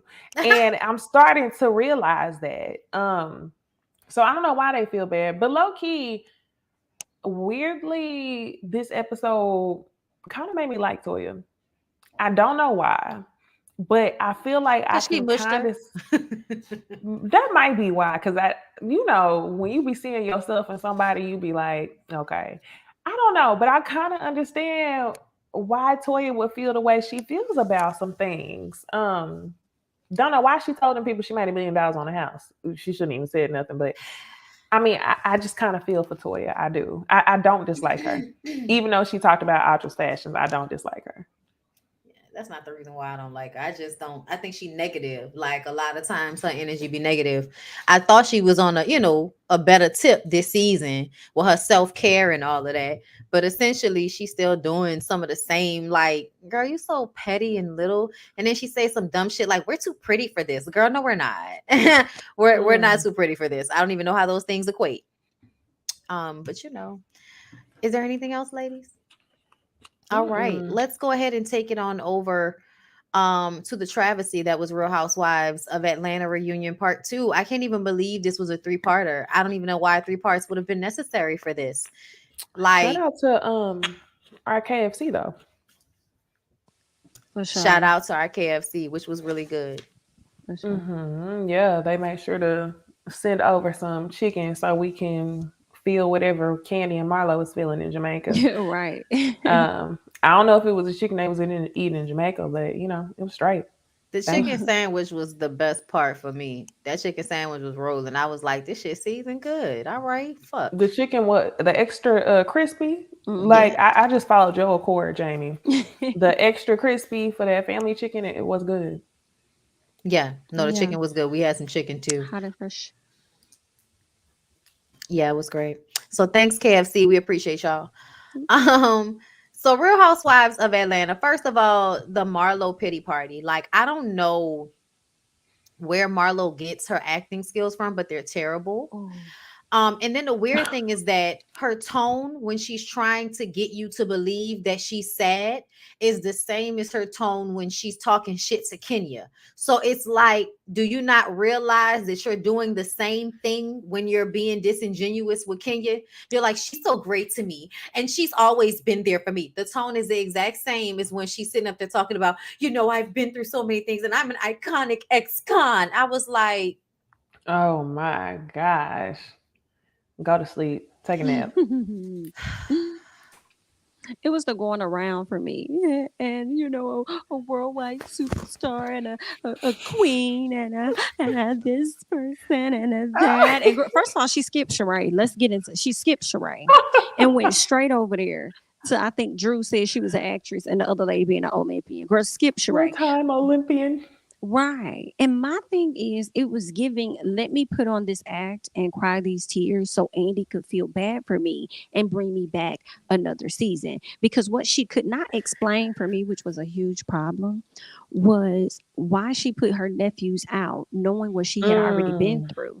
And she says, well, the difference is, those foster parents, they go through a class. They go through a class. And I didn't go through a class. So then my question is this: do you have custody of the kids just to have custody? Because it don't seem like you went through the proper paperwork to have full custody of them. So at this point, it is giving that you are their foster parent. So you still could take the classes as well. So I'm just trying to figure out that part, because when you take them into your home, especially with a situation that she got, and y'all people that send defects, hop in the comments and let us know. Wouldn't at some point she have to take some type of foster classes? And the other gag for me is you may not have taken classes, but you talk a lot about all the money that you got and the Fendi this, the Gucci Louis Prada. So why didn't you just sign yourself up for a class so you could figure out how to be a better Muncie to the kids? But I'm just still confused on how they fully in your custody and defects then put you through a class or something. I loved So she was full of whenever shit for me. Andy asked her, shit, there's a mosquito in my house and I can't get it. Whatever. I loved whenever I'm about to be bit up at the end of the night. Whenever Andy asked her, why, or the question from the viewer when it came from Andy or from one of our videos. Anyway, whenever he asked her, why do you think it's okay to like spend luxury on your foster girls Mm-hmm. for the nonprofit, but when it comes to the boys, you feel like they need to learn a hard lesson. Marlo is full of it. That acting session was exactly what it was. It was an acting session. And Jamie, it was for me too when she went around the room and read each person. It was very much given like early 2000s, 1990 teen movie. You know, at the end of the movie when you finally get to the dance and you reading everything out. Oh, I'm so thankful. You get a piece of the crown. You get a piece of the crown. You get a piece of the crown. Yeah. It was like, you get a peach. You get a peach. Girl. I just and they spent way too much time on it. Marlo, what she does is she deflects. She tries to not take accountability for what she's done. And in those moments where people try to hold her accountable, like when Andy said, "Why did you put your nephews out?" She didn't want to take accountability for making them feel how she felt. So instead, she tried to flip it and gain credibility by saying, well, at least I didn't beat them or I didn't do this when I could have done that. Marlo, do you want us to believe that you would admit to us that you got to the point to where you were going to physically harm your nephews and you decided to choose your mental health? Do Mm. you really want us to believe that? And I feel like if it ever got to the point to where you didn't know what you would do to your nephews because your mental health was that bad, you shouldn't have brought their asses back to the house if your mental state is that fragile. So Marlo is to me like absolutely full of shit. And as Candy said in the interview, it was a pity party. They just spent the last like 3 episodes plus these 2 parts of the reunion trying to frame Marlo as a good person. And to me, I'm just really, really, really, really tired of it. And I was absolutely here for Kenya still reading her after the fake tears and the shaky voice. That was funny. Kenya definitely kept her foot on that lady dick, asking for a napkin. Tomorrow, oh, are you sentimental? Are you crying? Are you? No, No, my my nose nose is is cold. cold, rolling, I was like, why would he even ask that though? I'm like, I can't stand messy. Andy. Always trying to Messy. like guide the fucking conversation. Ain't nobody with your, white savior complex you got going on, letting Marlo manipulate you into feeling bad for her sad side story. I don't have time for it. Sonya worked on my nerves because she was hella like turned down until it came to Drew. And I don't know what point she Oh, thought she man. proved, but at the end of the day, you still got an issue with Drew for no reason. Mm, Your reason for not being cool with Drew should translate to having an issue with Marlo, but somehow you was willing to throw your relationship with Kenya away for Marlo. So Mm-hmm. at the end of the day, you and your little pact, like it's giving whack to me. Like it's giving trying too hard. That's how I feel. And kept wanting to say, no, Drew, I had a conversation with you and the makeup artist and your husband in the room. You know why. You know we did this before. And it still proved nothing. It still proved nothing at all. Sonya is disingenuous. She tries to get in where she fits in. And she was turned down as fuck. Like this whole reunion, I was so bored because I wanted Sonya to be held accountable for the way she moved within the group and also what she said about Kenya. But oh my gosh, I was triggered whenever she said to Kenya, I never intended to make you feel that way. I mm, just wanted you to know that you could bring a +1, but it was never my intent. mm, It very well was because Sonya puts on a show. You reiterated this is a couples trip when you were in front of Marlo and Sheree to try to belittle Kenya for not having a man. You did that in front of the other women. It just like you waited to get off the phone with Kenya and say bye, bitch, at the end of the conversation. Mm, So you know what you were doing, Sonya. You just don't want to, you don't want to stay 10 toes down, but you can do that with Drew, and mm. it's disgusting. I can't stand people like that. Sonya definitely lackluster and boring. What I didn't like was I still don't understand the full issue with Drew. Like you just None. created some to have an issue with her. So I was so glad when Andy moved the hell on. Mm-hmm. Boring. Their whole segment boring. Yeah, even the argument between the two of them. I don't know why Drew has more power than what I think she realizes. Because if Sonya strategically decided to come for you, she felt like you had enough value to keep her on the show. Mm, So I wish Drew would just continue to pay her dust. But I felt like she was giving her a little bit too much at the reunion. Like, just make her a non-factor. mm, Drew was trying to earn her check at the reunion just in case she didn't earn it during the season. If you ask me. But when it comes to Sonya and her deciding to have a baby, I felt like that was bullshit too because that reasoning did Yeah, not make sense. Your none. issue with him was that you didn't think he was going to be there enough to be of help to you because it's already hard with the one kid. And now you're saying that you're deciding to have another baby just because he said it was okay if you didn't want to. Yeah. mm, Okay. Sounded like both of them was doing reverse psychology. It was like, what are you talking about? mm. Like, well, now because I said I didn't want to, and he said he didn't want to either, that made me want to. The fuck are you talking about? What do you need 9 people to raise one baby Hilarious. or not? Like, what are you talking about? Fucking Full of hilarious. it. Lackluster. Lackluster as fuck. Okay, Mm-mm. so what else? Kenya this season was much, much, much lighter. And I loved it. Yeah, loved her. Yeah, My fave. Kenya. Yeah, she was cool. She did She good this was. season. They She did did. good. Is there Um, anything else? just Anthony being a liar, a Oh dog yeah, ass, a liar. Loved how Andy hung the not phone up dog on his ass. ass. I loved it. Like you on the phone, you telling Drew stuff.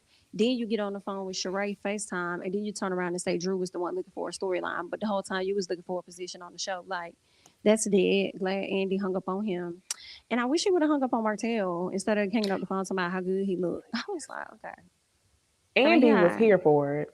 I don't like it because like they were giggling. I heard that Dean was a 10 out of 10. And I was just like, and I heard he cheated throughout Hmm. the whole marriage. Like, get the I fuck out heard of he ain't here. got no builder's license.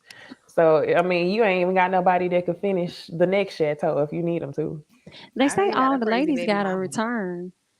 They say all of the ladies got a clearance or got a contract, right? Hmm. So from I can't say this it's true, but I will say this: I don't believe Sheree is going to be on Love and Marriage Huntsville at all, right? Mm-mm. Mm-mm. I don't know if Bravo cleared that or not, but Mm-mm. I do believe if Sheree wanted Martell to be a part of Real Housewives of Atlanta, I think Carlos would clear that if he's the person to clear it or own possibly the I don't production think company. so. I think they would clear that. That would I I be don't think think, so. interesting to see if he does get that opportunity. hmm. The only reason why I don't think so is because just to me, when it comes to the nightcap and the way that Carlos presents himself, um, I feel like he feels redeemed by not needing Bravo. And if he feels like he created value behind the name Martell Holt, I don't think he's going to want Bravo to be able to use it, especially since they were going through what Bondi like to call black ass Bravo. So I don't think that Carlos would approve that crossover. I think he would because at the end of the day, it's two things for me. One is the benefit that he's going to gain from the following. The real like they be breaking close to 1 million, you know what I'm saying, viewers on on their platform. And as much as he discusses Real Housewives and interviews them on his platform, I know if Mm-hmm. I was in production and if they came around, yeah, I don't know how many episodes or if I'm gonna clear him for another season, but this season, go and slide through there, fam. And if he doesn't give He us the should. response that we want, then I'm probably not gonna clear you for the next season. But Mm. I mean, maybe that's Martell's gateway to get out of Love and Marriage Huntsville. Everybody was talking about Mel going to Housewives or something. Maybe it'll be Martell. He can go. Hmm. He can go. They're gonna be boring and together all day. So, that's not gonna be fun to listen to. But we'll be back for another part of Real Housewives of Atlanta reunion next week. Mm. So let's go Hopefully it'll be good. ahead. Got it. Ciao. I don't have any high hopes at all, but let's get into gossip chat, y'all.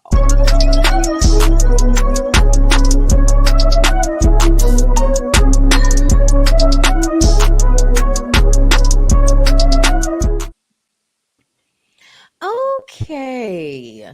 So here. Cardi B is garnishing Tasha K's wages. Okay. The document said the New York rapper is owed a total of 3.3 million from Tasha. Cardi demanded Chase and its employees hold all of Tasha's property, money, wages, and other assets, including property in safe deposit boxes or similar property. Okay. Let's see. So I believe Tasha is trying to get an appeal to this. I don't think it's working. I don't know. We're still waiting, but she feels like she doesn't have to do any of that until the appeal is approved or denied. Okay. But either way, Cardi is not letting up, and Tasha K says that she's in Africa luxuriating. I'm not exactly sure if that's true or not. But what do you guys think? I think this is what happens when you don't pay your bills. That's just the short answer. So I can't fault Cardi. I'm surprised that she's just garnishing wages to get all the money. I'm surprised she hasn't tried to like snatch the channel, but I guess you can't, or that probably wouldn't behoove her to do that because that's how Tasha makes her money. But I mean, it happens. It is what it is. I think Tasha's Pay doing a her. good job of looking unbothered. I saw she just posted that she had another surprise wedding. And I think the number 21,000 was somewhere in the post. I think that's how much the wedding cost. I don't know. I have to find the post again. But oh no, it's 21,000 likes. Okay, that's what it was. Hey Scotty. Yeah, I think she's doing a good job of seeming unbothered, but I just hate to hear this story continue to go on. The 3.3 million, oh, that sounds like it's gonna be garnished for a minute. But oh, who knows? Who knows? And with that being said, let's move on to another one. And that is Nicki Minaj suing a couple of bloggers. But the only one that I really know about is Nosy Ho, who did the story on Jennifer Huff back in a Gap. She did that interview with her.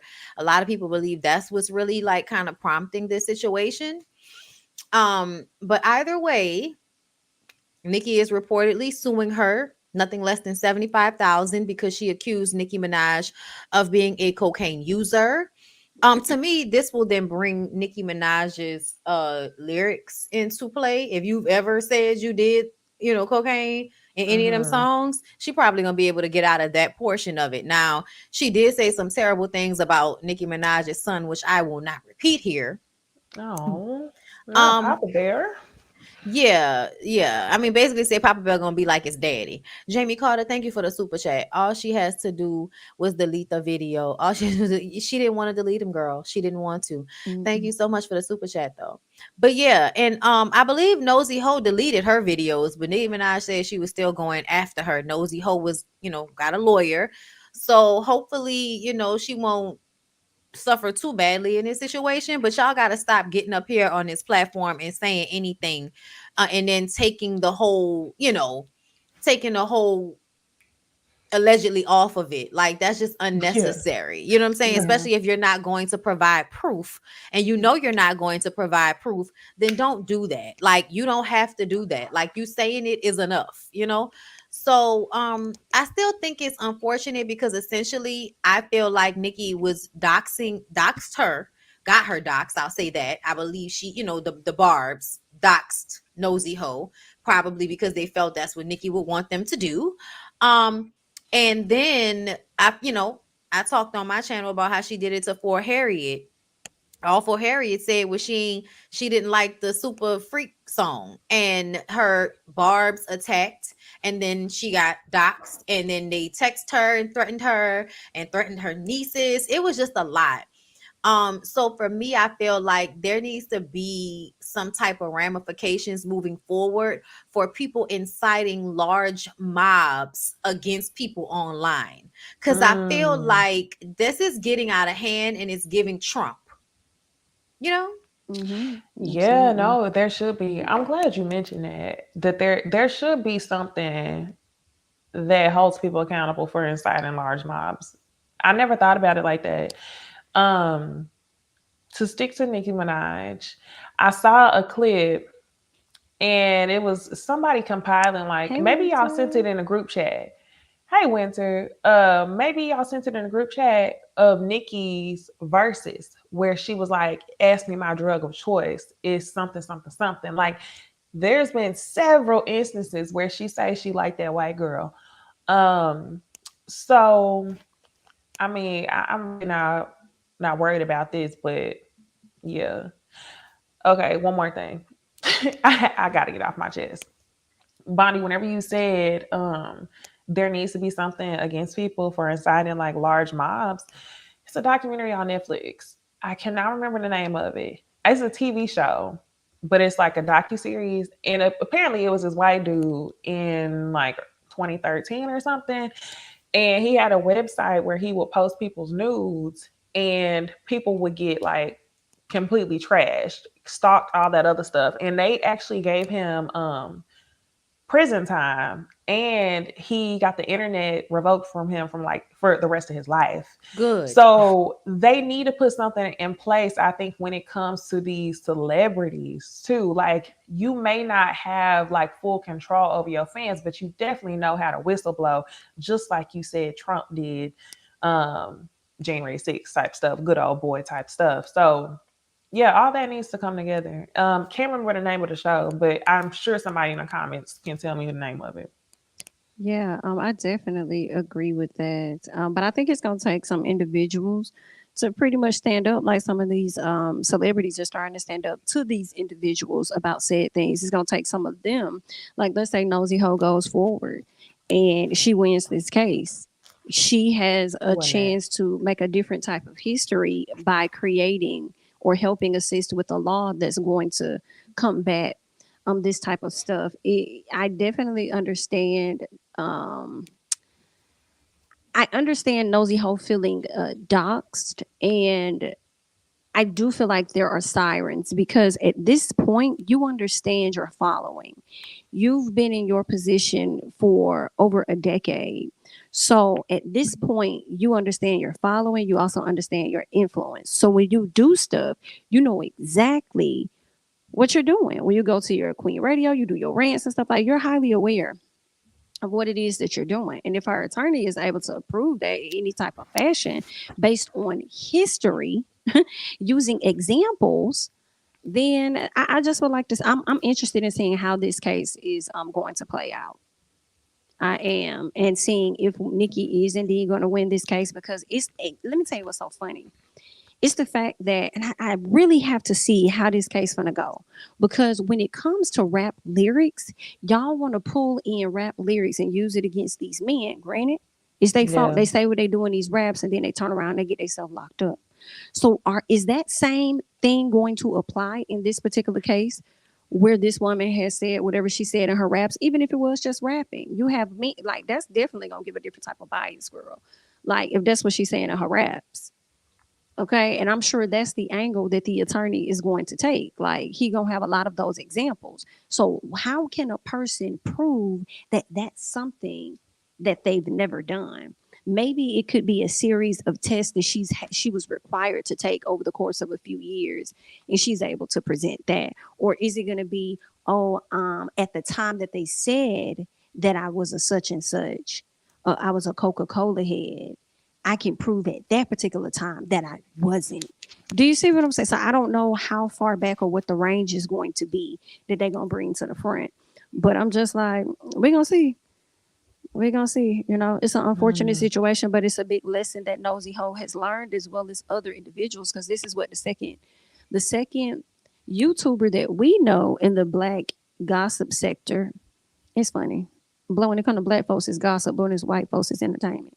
But Celebrity news, right? right. So this is like the second person in this sector to be sued. So it's just gonna be interesting to see how people try to navigate. It's gonna be a lesson for her and a lesson for other people. But hopefully, with the Nosy Hole situation, it's not just a lesson for her; it's a lesson for celebrities that do this type of thing. Hmm. Yes, yes, yes. All Respond in the right. way that she responds. Um, I just hope that, the nosy hole. I don't want her to lose everything and all of that, because I feel like essentially Nikki's coming off like a big ass bully to me. Yeah. Um, I think essentially you are obsessed with people saying negative things about you. I think something's going on behind the scenes that's causing you to do all of this. I don't think it's just about promoting songs and shit. Essentially, I feel like, especially when she went off on that girl who made the video about The why the white TikTok girl. man, yeah, that shit made me Yeah. feel like, girl, it feel like there's something personal going on here. Like, what's happening? Hmm. And you know what was funny about that situation? She said something like, "Imagine you being a black woman and you worried about what this man. Girl, imagine you being the big ass celebrity that you are, and you coming That's what off I'm your thinking. cherry eye to comment and be so bothered by what this TikToker say. And what's so Yep. comical to me with your platform being so big, why you don't be coming at some of these other men that be on these platforms saying some bogus ass shit? Why don't Mm. Ain't you be never said coming to nothing the against defense Boosie. then? First person to come to my mind, the number one person that came to my head. It's Child. interesting. But y'all gonna Mm. y'all gonna continue to stand anyway, because that's just how y'all is. It is. All right, y'all. Let's go ahead and move on to Tiffany Haddish, because y'all know things got settled. Well, not settled, dismissed. The case, on Tiffany Haddish and Aries Spears was dismissed, and she was walking through the airport and she was talking to TMZ. And I want to play the sound because I didn't know how to feel. Okay. I know that was probably a stressful thing. You think? Yeah, I'm sure. Yeah.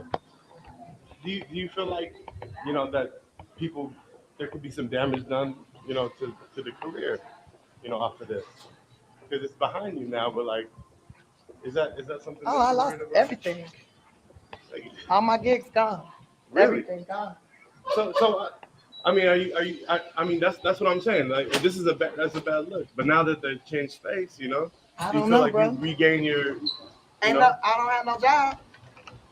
Well, look, I don't have no job, bro. that's not good. That's not good. We love you.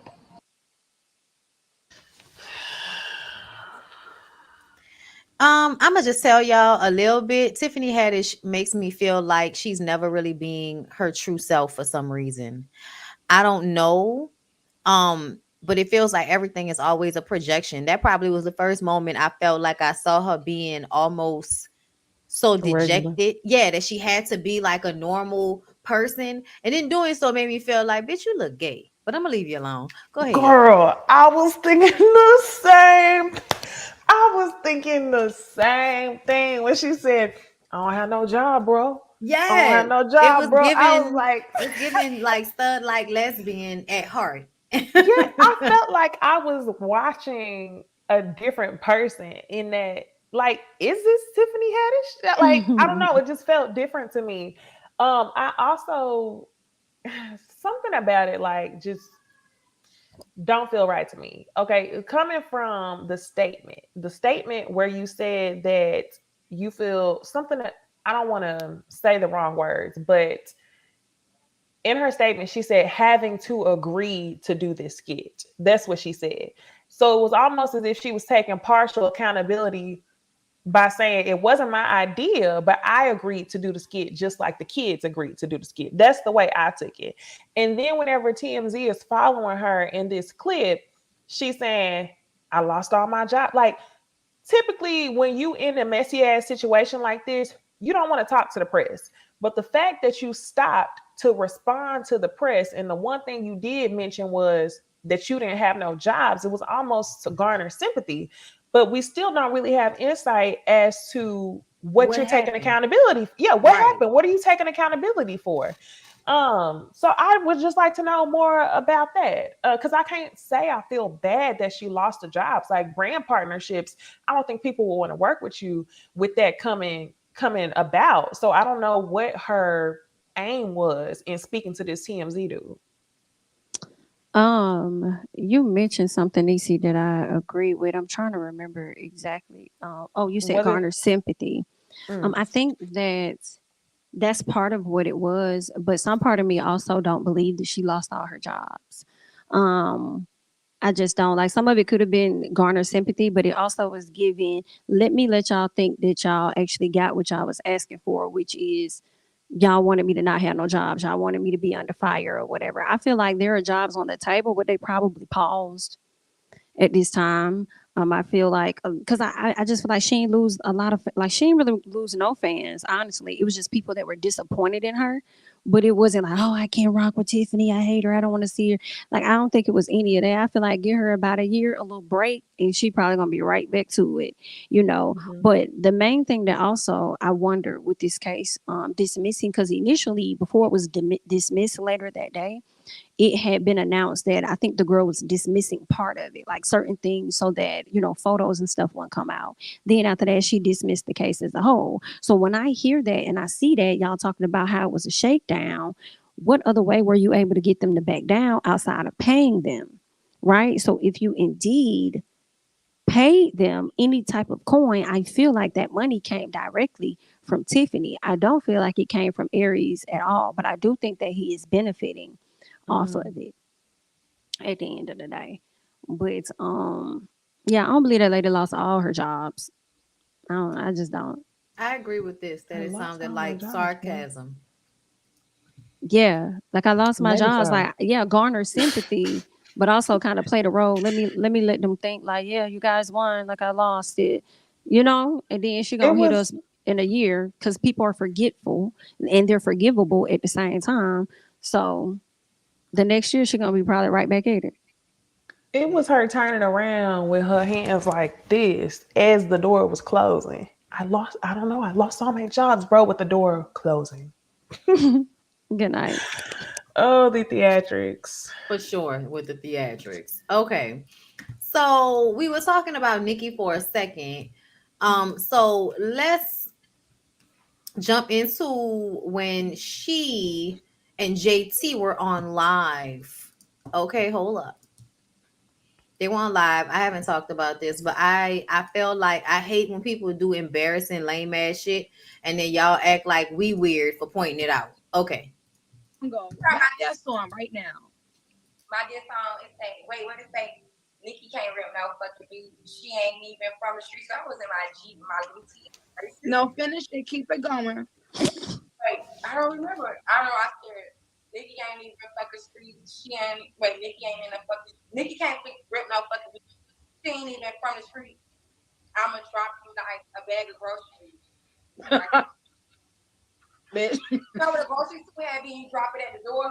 Mm-hmm. In my delusional mind, in my little shit, in my scammer days, I was just so mad. Like I'm just so I don't know why I was so mad. I'm sorry. So okay. So how much money, girl? How much money this back is against me in the car when you was in the car? So I feel like she gonna say that it wasn't embarrassing, but I'm gonna say that it was embarrassing, and she did that to like kind of sun you and show you, oh, you was in a car rapping whack ass raps, huh? Rap that whack ass shit while I'm sitting right here. Go ahead, embarrass yourself and show them that you whack. You know what this made me think of? What? Did y'all ever watch that episode of Iyanla with Hazel E, and she made her look at her ancestors on the wall while she said, "Pop, pop, pop my pussy"? That's what this was giving. like, like, nah. Say your rap lyrics to the ancestors. Embarrass yourself. Damn. Pop, pop, pop my like a bag of groceries. You get it? That's what it was giving. Every time I see JT, I'm gonna think of this, and I actually want this on a shirt, please. Is I'm American? Is I'm American? I'm never gonna forget when she sat down with Miami talking about the men she date. She only date what she said. I think I only date black men or something. I never dated outside my race. I only date American men. Is I'm American? Love that. I want that on the shirt. But understand that Nikki was laughing in your face. She wasn't laughing with you. She was laughing at you. I have no doubt she probably really does like you, but she was playing the shit out you and laughing at Mhm. your ass. So her viewers could drag you for that silly ass that silly ass rap that you did. And I wouldn't even try to remember it. That was the thing for me. I would be like, girl, I don't remember that shit. I don't Right. remember. I said that song, I girl. It don't didn't remember matter. nothing We I here had to It now. was say. embarrassing. I don't No, remember Mhm. real nothing I bad. said. Real bad. I feel like Carisha would have never did it. You don't think what? You think she? Yeah, I think she You would. think she would have? You're probably All right. right. I mean, she hell, she did the go. I didn't think she would ever post up a damn sign, tell us some damn go poppy. So I don't know I'm what glad you Carisha brought would that do. up. I'm glad you brought that up because here are people paid. Look. It's a part of production for them to hold this sign up that says "Go Shawty Wop," which is supposed to be Diddy responding in like to when she was holding up that poppy sign at the awards show. And the young-minded young women on the internet love to say stupid shit. But here's one: y'all drag Carisha to hell for holding up a sign for Diddy. Why y'all so quiet when he bought her diamonds and put up a sign for her? And I'm just like, go ask Cassie. Go ask Cassie why the diamonds and Ooh. holding up signs and getting you into videos and shit don't matter when you this gone. I'm quiet. I can, for me, the reason I'm quiet is because I'm trying to find out how many times did she have to ask him to do that before he finally did it. That's why I'm Yeah. quiet because I'm doing the calculations. I just can't. She's been plenty of places. We just saw her grinding and dancing on him not too long ago at a concert. I'm just trying to find out how many times did she have to ask him for that before he did it. That's why I'm quiet, man. Damn. That's it for me, Jamie. It really is. Anybody that's on Beyonce's internet saying, "Oh, y'all was quiet. What about now? What about now?" I'm gonna need you to reach in the front of your closet and grab your clown mask because I just will never understand people who need vindication from the internet after embarrassing themselves. It's usually women who do stuff like that. And I mean, honestly, I ain't losing no sleep one way or another about these signs. For me, I'm like, if that's what she needed to feel better about the internet clowning her, then that's just what she needed. But that ain't got nothing to do with us. Ain't got nothing to do with me. Yeah, now I'm just tired of people acting like we don't know the whole facts on Diddy. Like that's what annoys me is that everybody Yeah. acting like why y'all just can't let It's not about Carisha. It's not about Carisha. It's the part that y'all don't get. We've been here before, like, and we just don't want her to be stuck down to the house. That's all. We don't want her to eventually be locked in the house. And she already talking about how she quit rapping, and she Oh, about she to did? do. I don't think she was serious because they still performing, but she absolutely was like she finna retire or something like that. So I just kind of was like, she might have that on her mind now that she got the billionaire Diddy on her arm and she got her podcast. And JC is trying to branch out on her own. They're trying to kind of do their own little thing. I don't think she can ever really leave rap, at least not right now. It's not beneficial to me for her not to be a part of City Girls for the like next 3 years. Yeah. But Yeah. it feels like she's trying to create that space for herself to do it, and there's no easier way to do it than on Diddy's dime. Have y'all watched Rap Shit on HBO Max? Yes, I have. It's really good. I I, love it. I can't get all the way through it. I think I Well, was what on episode you episode on? 3. Keep going. Yeah, Keep keep going. going. It's good. It gets really good after that. Okay. But I thought that those two girls was JT and Carisha until I started watching the whole time, and then I realized that like they were on the charts next to the City Girls. So it's like, oh, y'all aren't supposed to be the City Girls. Mm. Yeah, Probably just but they I'm a. influence them. they Influence them to are Mhm. be. though. Hmm. Like they're not, but they are because Yeah, Carisha and JT are executive producers on the show. right. And I felt like the girl, I thought the girl Mia was supposed to be Young Miami. Mm. I think so, and I think the other girl Mm-hmm. is, especially after you see the last episode, because old girl gonna go to jail. Oh yeah, you Come on, right. girl. You right. I get it. Okay. Oh. Mm-hmm. So I do think it's based on them. I just think, they wanted to create some type of separation, I guess, not completely make it like them, but Issa had to have her play in it, and Issa gonna be a better rapper. So that's why, Mm. Mm-hmm. Issa gonna be coming up with book like things. All right, y'all, let's go ahead and move on. The internet was in a tizzy today, I see, because it came out that Nia Long has been getting cheated on by her longtime baby daddy boo fiance. What is it? Amy? Was it Amy? Because y'all gonna correct me in the comments. Udoka. Okay, Mm-hmm. yeah, Mr. Udoka, he a Celtics coach. Well, he been out here having an intimate, consensual relationship with a female member of the team staff, and it came out, and now they talking about he gonna be out for the whole season. But Stephen A. Smith was like, I don't hear y'all kicking none of them white men out for sleeping around with the girls that work behind the desk. So I just kind of feel like I don't know who this man upset, but I feel like this man upset somebody and they blew his shit up. Yep. Huh? I you think she blew his shit up? Which one, Nia or We the ain't hear girl? nothing about her, the girl. The Oh yeah, girl. we We don't know ain't who hear Oh, she the nothing about what's is. happening with girl. her and whether she gonna be suspended. I feel like if this man wasn't married to, I mean, if he wasn't with Nia Long, nobody would have cared, because today Not at has all. been all Nia Long appreciation posts all up and through the internet today, girl. Okay. And Mm-hmm. honestly, as much as I love seeing pictures of Nia Long because I think she's beautiful, I'm annoyed with Mm-hmm. y'all feeling like she's so beautiful she can't get cheated on. You don't think they did the same thing when Beyonce started They rapping about getting did. singing on? They did, but that Nobody's was the above last it though. time. That's what I'm saying. Like, why we got to go through this with y'all? Nobody.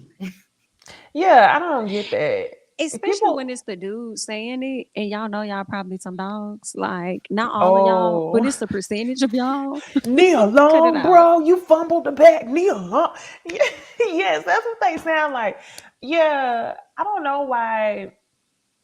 I don't know. Something about internet culture, y'all, has gotten so fucking annoying because it's like everything is performatory. Like Mm. all day long today, to me, felt performatory as fuck. Like we really have to pretend to go through this shock of Nia Long, bro. And it's like, while y'all are gassing Nia Long up, I'm pretty sure she wants to stay off the fucking internet today because it's like she's a regular ass person and we see how regular she is because he cheated on her ass. Yet y'all are trying to make it seem like it's such a shock. Like I'm sure it's not making her feel better. Um, but yeah, they did the same thing with Beyonce in 2016. Oh, one more thing about this post. I find it really funny how almost every blog that came out with this story about him, they were so specific in the headline: improper and consensual relationship with a female staff member. So they told us everything we needed to know in that one line. I don't feel like it was like a series of like, different titles. Like everybody got the same email from somebody, which I Mm-hmm. feel was really telling. Also, I was saying to y'all earlier in the group chat, I also don't know why everybody's so shocked because him and her have been together for 12 years at this point. What, since 2010? They Hmm. had the baby a year after being together. The baby turned 4 or 5 before they even thought about getting engaged. And now they've been engaged for 7 years. She Like, said she don't want to get married, so oh, Well, she she said she said don't that want to it's get not married. something she won't ever do. It's just something that's not that important to her. That's what she said. But I I only she feel said think, she's like still married oh, people go to ahead. her. Go flip ahead. priorities like that. People flip priorities like that when shit isn't lined up. Like, ideally, if y'all have been together for 12 years how long? 2010? What is that? 12 Yeah. years. If y'all have been Mm-hmm. together for 12 years at this point, why wouldn't you just get married? Like, people only start to rearrange their priorities when other shit ain't working out. So my point is, I'm sure other situations in their relationship has arise. They've probably taken a break. He's probably cheated before. They probably dated other people, and we just don't know it. And the internet is just on this hoorah of Nia Long, and it's like, come on, y'all. It's weird. It's mad weird. Like, could y'all not have done that? I feel like it probably was more. If I was her, I probably would have felt like y'all really on this internet, like pitying me, like, or like, why do I have to keep being reminded of this? Like, every Mhm. fucking post is a pretty picture of me, yes, but goddamn, like, I don't need to see this on every blog today. Oh, Neil, we so sorry for you, girl. Like, bitches get cheated on every day, B. If y'all don't put out the story about him and move on, like, um Nisi, you said a few things about their relationship over the past few years. I do think I agree. I think that some things have happened in their relationship. Number one, his focus when they got together was him being a coach. Hers was to be an actress. So she wanted to continue to do that and do well, and now he's doing well. But she also said something in one of her interviews. I can't remember what it was word for word, and I feel like you kind of touched on it. So basically, some things have happened in a relationship, like one of them being going in different directions, not really always having time. He may be on one coast, woo, woo, woo, right? But then also, it was something, I hate that I don't have the exact words, but it kind of made me question, like, okay, so has he cheated before? You know I what I'm feel like it. saying? I Hmm. think so for That's, sure. but I And also think she also said that neither one of them had great examples of what a marriage is, which is why she's not so crazy about being married. She feels like, oh, I don't have to marry you to prove how much I love you. But I also Sure. think that's rooted in maybe how she was raised. Like she said, she didn't have that. But I also think it's because of who she is as an actress, Me and she too. probably doesn't want to link that up with him. And then, you know what I'm saying? Like he probably Yeah, gets some of her assets or something like that. So it's I think also like, why that's why get she like engaged that, then?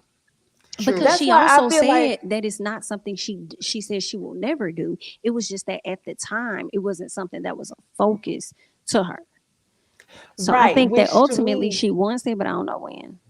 yep, that's the point. Which to me where I feel like it's some sort of like dishonesty when it comes to things, or maybe like you felt some sort of sense of disappointment where I feel like a lot of people do this, not just Nia Long, where you would like to have that lifelong commitment to being with somebody, but whenever things don't go the way that you want it to be, that's when you're okay with explaining something away as like a piece of paper, or oh, I this doesn't mean anything. And it's like, you're not going to tell me that I mean, you got with this man and a year later had his child. So you're not going to tell me you didn't want to have a family with this man.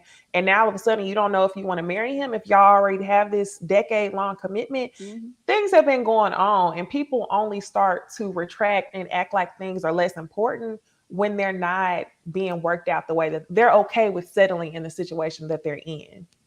I wonder more about her life though. Like, does she have abandonment issues or something to where she probably doesn't want to get that commitment?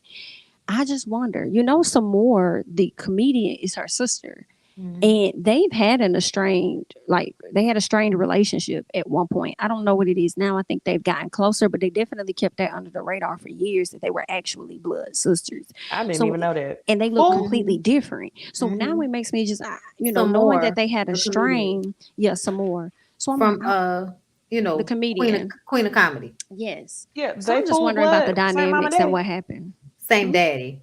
same daddy. Okay. Hmm. I'm just wondering what that was like. Yeah, me I'm too. dying. That kind of made me think about Lisa Ray and the Brat. Mm. Child, you already know Mm. their relationship weird as fuck. They got the same daddy too. And you know she probably felt the way at the beginning because she was always jealous of whoever her daddy was with. Low key, they look alike.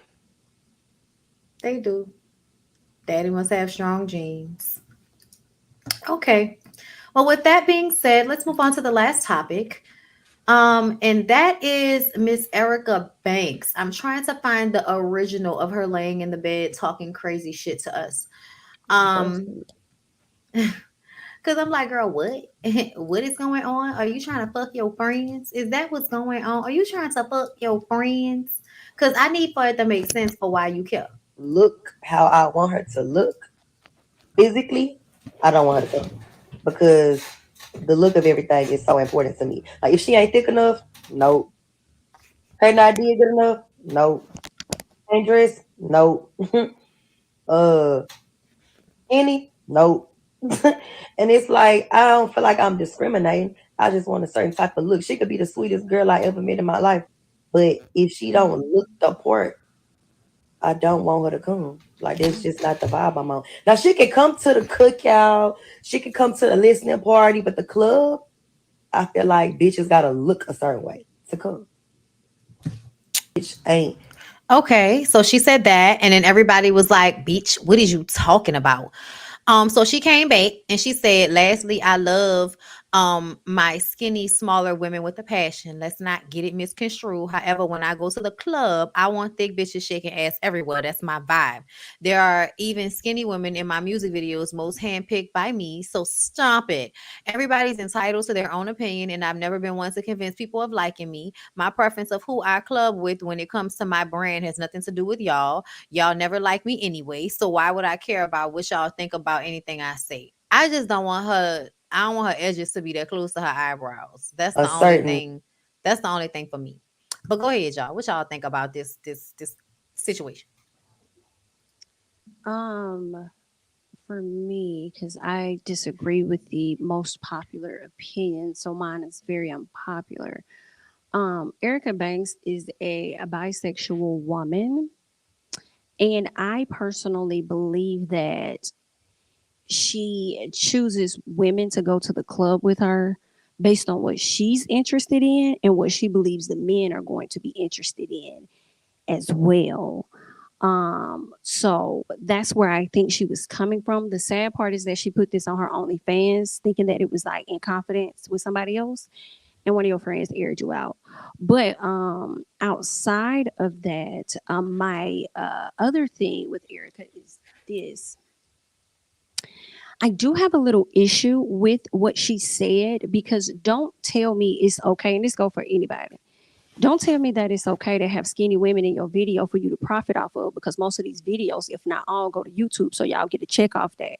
So don't tell me it's okay for you to have these skinny women in your video for you to profit off of, but not want to bring them to the clubs. See, that's not making sense when they technically go hand in hand. So you can't say that your brand is one way in your videos and then turn around and want a different brand when you go to the club. That doesn't make sense. The only thing that I can align with that to make sense for me is the fact that you're attracted to them because I know that you're a bisexual woman. She said that before, she's rapped about it. So that's what you're into.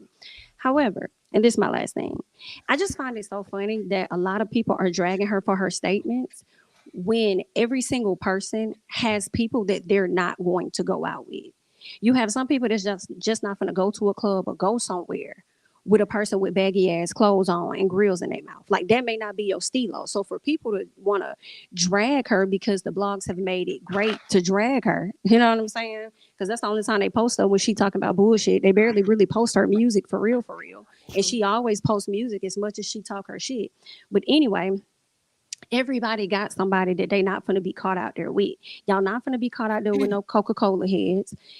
Some of y'all not gonna be hanging out with no meth heads going over here going to the club. So why is it okay for some people, for us, because we haven't vocalized what we don't like or who we're not going to the clubs with? Why is it okay for us to have our secret preferences or whatever, but then when she's openly thinking she's having her secret preferences talking to her people and now it's leaked, everybody want to drag her for how she feels. Some of y'all not even gonna be seen caught out hanging out with bigger women, but on the social media dragging her because she says she ain't trying to be around skinny women. So I understand where y'all are coming from, but mine is different.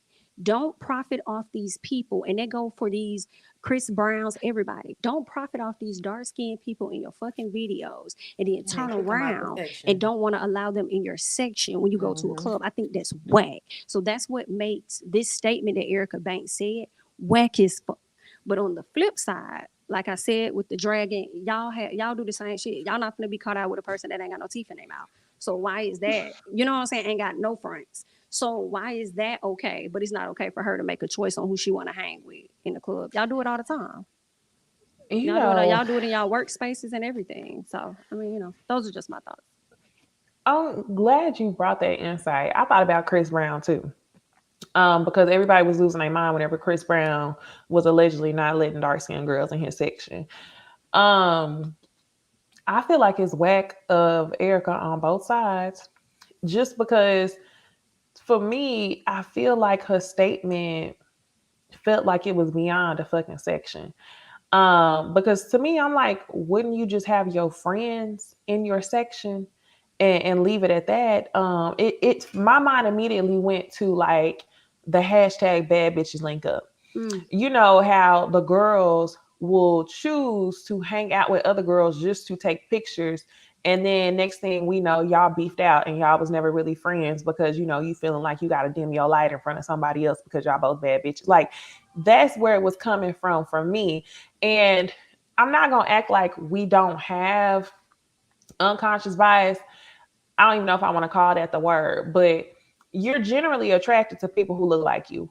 Whether that comes to like somebody who you in a relationship with, the friends that you're attracted to. Oh girl, I like okay hair, okay purse, okay shoes. That's normal. But the way that she described it to me was weird as fuck. And I guess you could use the fact that she's a celebrity when it comes to that. But I'm gonna be all the way real. Erica Banks, didn't nobody really know who she was besides that TikTok song. Because it was her and another white girl that had a popping song at the same time.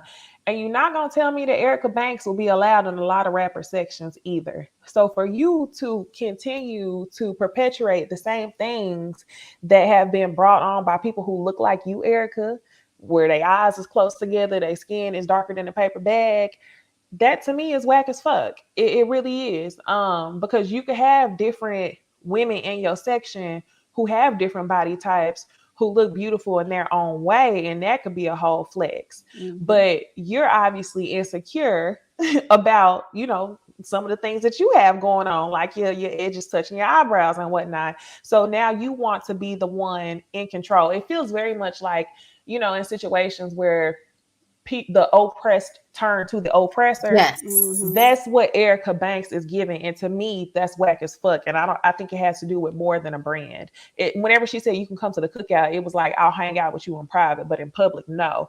And that's because deep down that you physically don't carry enough weight to have people around you that don't make you look more elite than what you are. So I feel like that's saying more about her than it does about her brand or the people that she keeps around her. It seemed vapid to me, like shallow. That's the first thing that made me feel the way. Like, yeah, we all shallow to an extent, but damn, bitch, you really needed to like explain that to somebody. Just go who you go to the club with. But to actually have to vocalize that to somebody felt like, oh, you got your BBL, now you don't know how to act. Oh, Like, Memphis. that's what it felt like to me. So ever since she got her BBL, I feel like the bitch been acting like, you know, I'm brand new. And I just want you to bring it down. Okay. Shout out to Candy, because I just feel like I don't need for y'all to be so excited about the surgery you got. You know what I'm saying? Like, go get it, look good, feel great, fine. But do not beat nobody over the head with the fact that you went and got some surgery done to look like the girls who you wish you looked like before. You know what I'm saying? Like, Mm-hmm. it's just showing to me insecurity. And like Nisi said, it's given, I want to make other women feel bad the way I felt bad. So, and then it's giving like that male identified shit where instead of being anti whatever these niggas pushed on you like you should be, you want to promote it as well. You want to go get the BBL body, and now you also want to promote that with the way you talk to other women. You need to go get a BBL. You need to be like this. You don't need to be skinny, as if skinny bitches don't be sexy and don't be clapping ass. Absolutely. Like, what are you Mhm. talking about? Absolutely. She want to be the So bouncer at the club she couldn't get into. right. Good And night. it feel whack. It just feel Mhm. whack as fuck. But I didn't even think about that part about how you gonna profit off somebody skinny and then turn around and tell me you can't go to the club with him. Bitch, what are you talking about? I just want her edges not to be so close to her eyebrows at the end of the day. Like, that's Girl, all that matters. they done made that the new trend. I don't Cause do get you it. see this shit? Like, it's a Mm-hmm. bang. Mhm. That's a Yeah, that's a Definitely giving bang. bang. but Um, yeah. I just want to know what your eyebrow appointments is like when you go get your eyebrows waxed. Like, is you lifting up the whole She lace gotta pull it back. so the lady can? Girl, I'm She thinking pulling about the it back. makeup. She How does gotta that work? slide it back. She gotta slide it back. Yeah, you right. She just sliding the wig back. You right. Ooh. When it's done, pull Good it She's back. sliding the wig back. Okay, thank you. night. And with Thank that you. being said, we gonna fall back. Okay, listen, I have enjoyed tonight's show so very much. Yes. Okay, thank you, ladies, for coming through. Thank you, everyone, for watching. We appreciate you guys over there on Facebook, okay, and over here on YouTube. Playback people, we love y'all. Make sure y'all follow us at BondyBlue, at Jamie, that's me, at Niecy Dixon, and check out our interview with Tammy Roman, okay, that popped off tonight at 6 p.m. on Jamie's channel. Go see about it. And light the video up on your way out. Thank you all, and good night.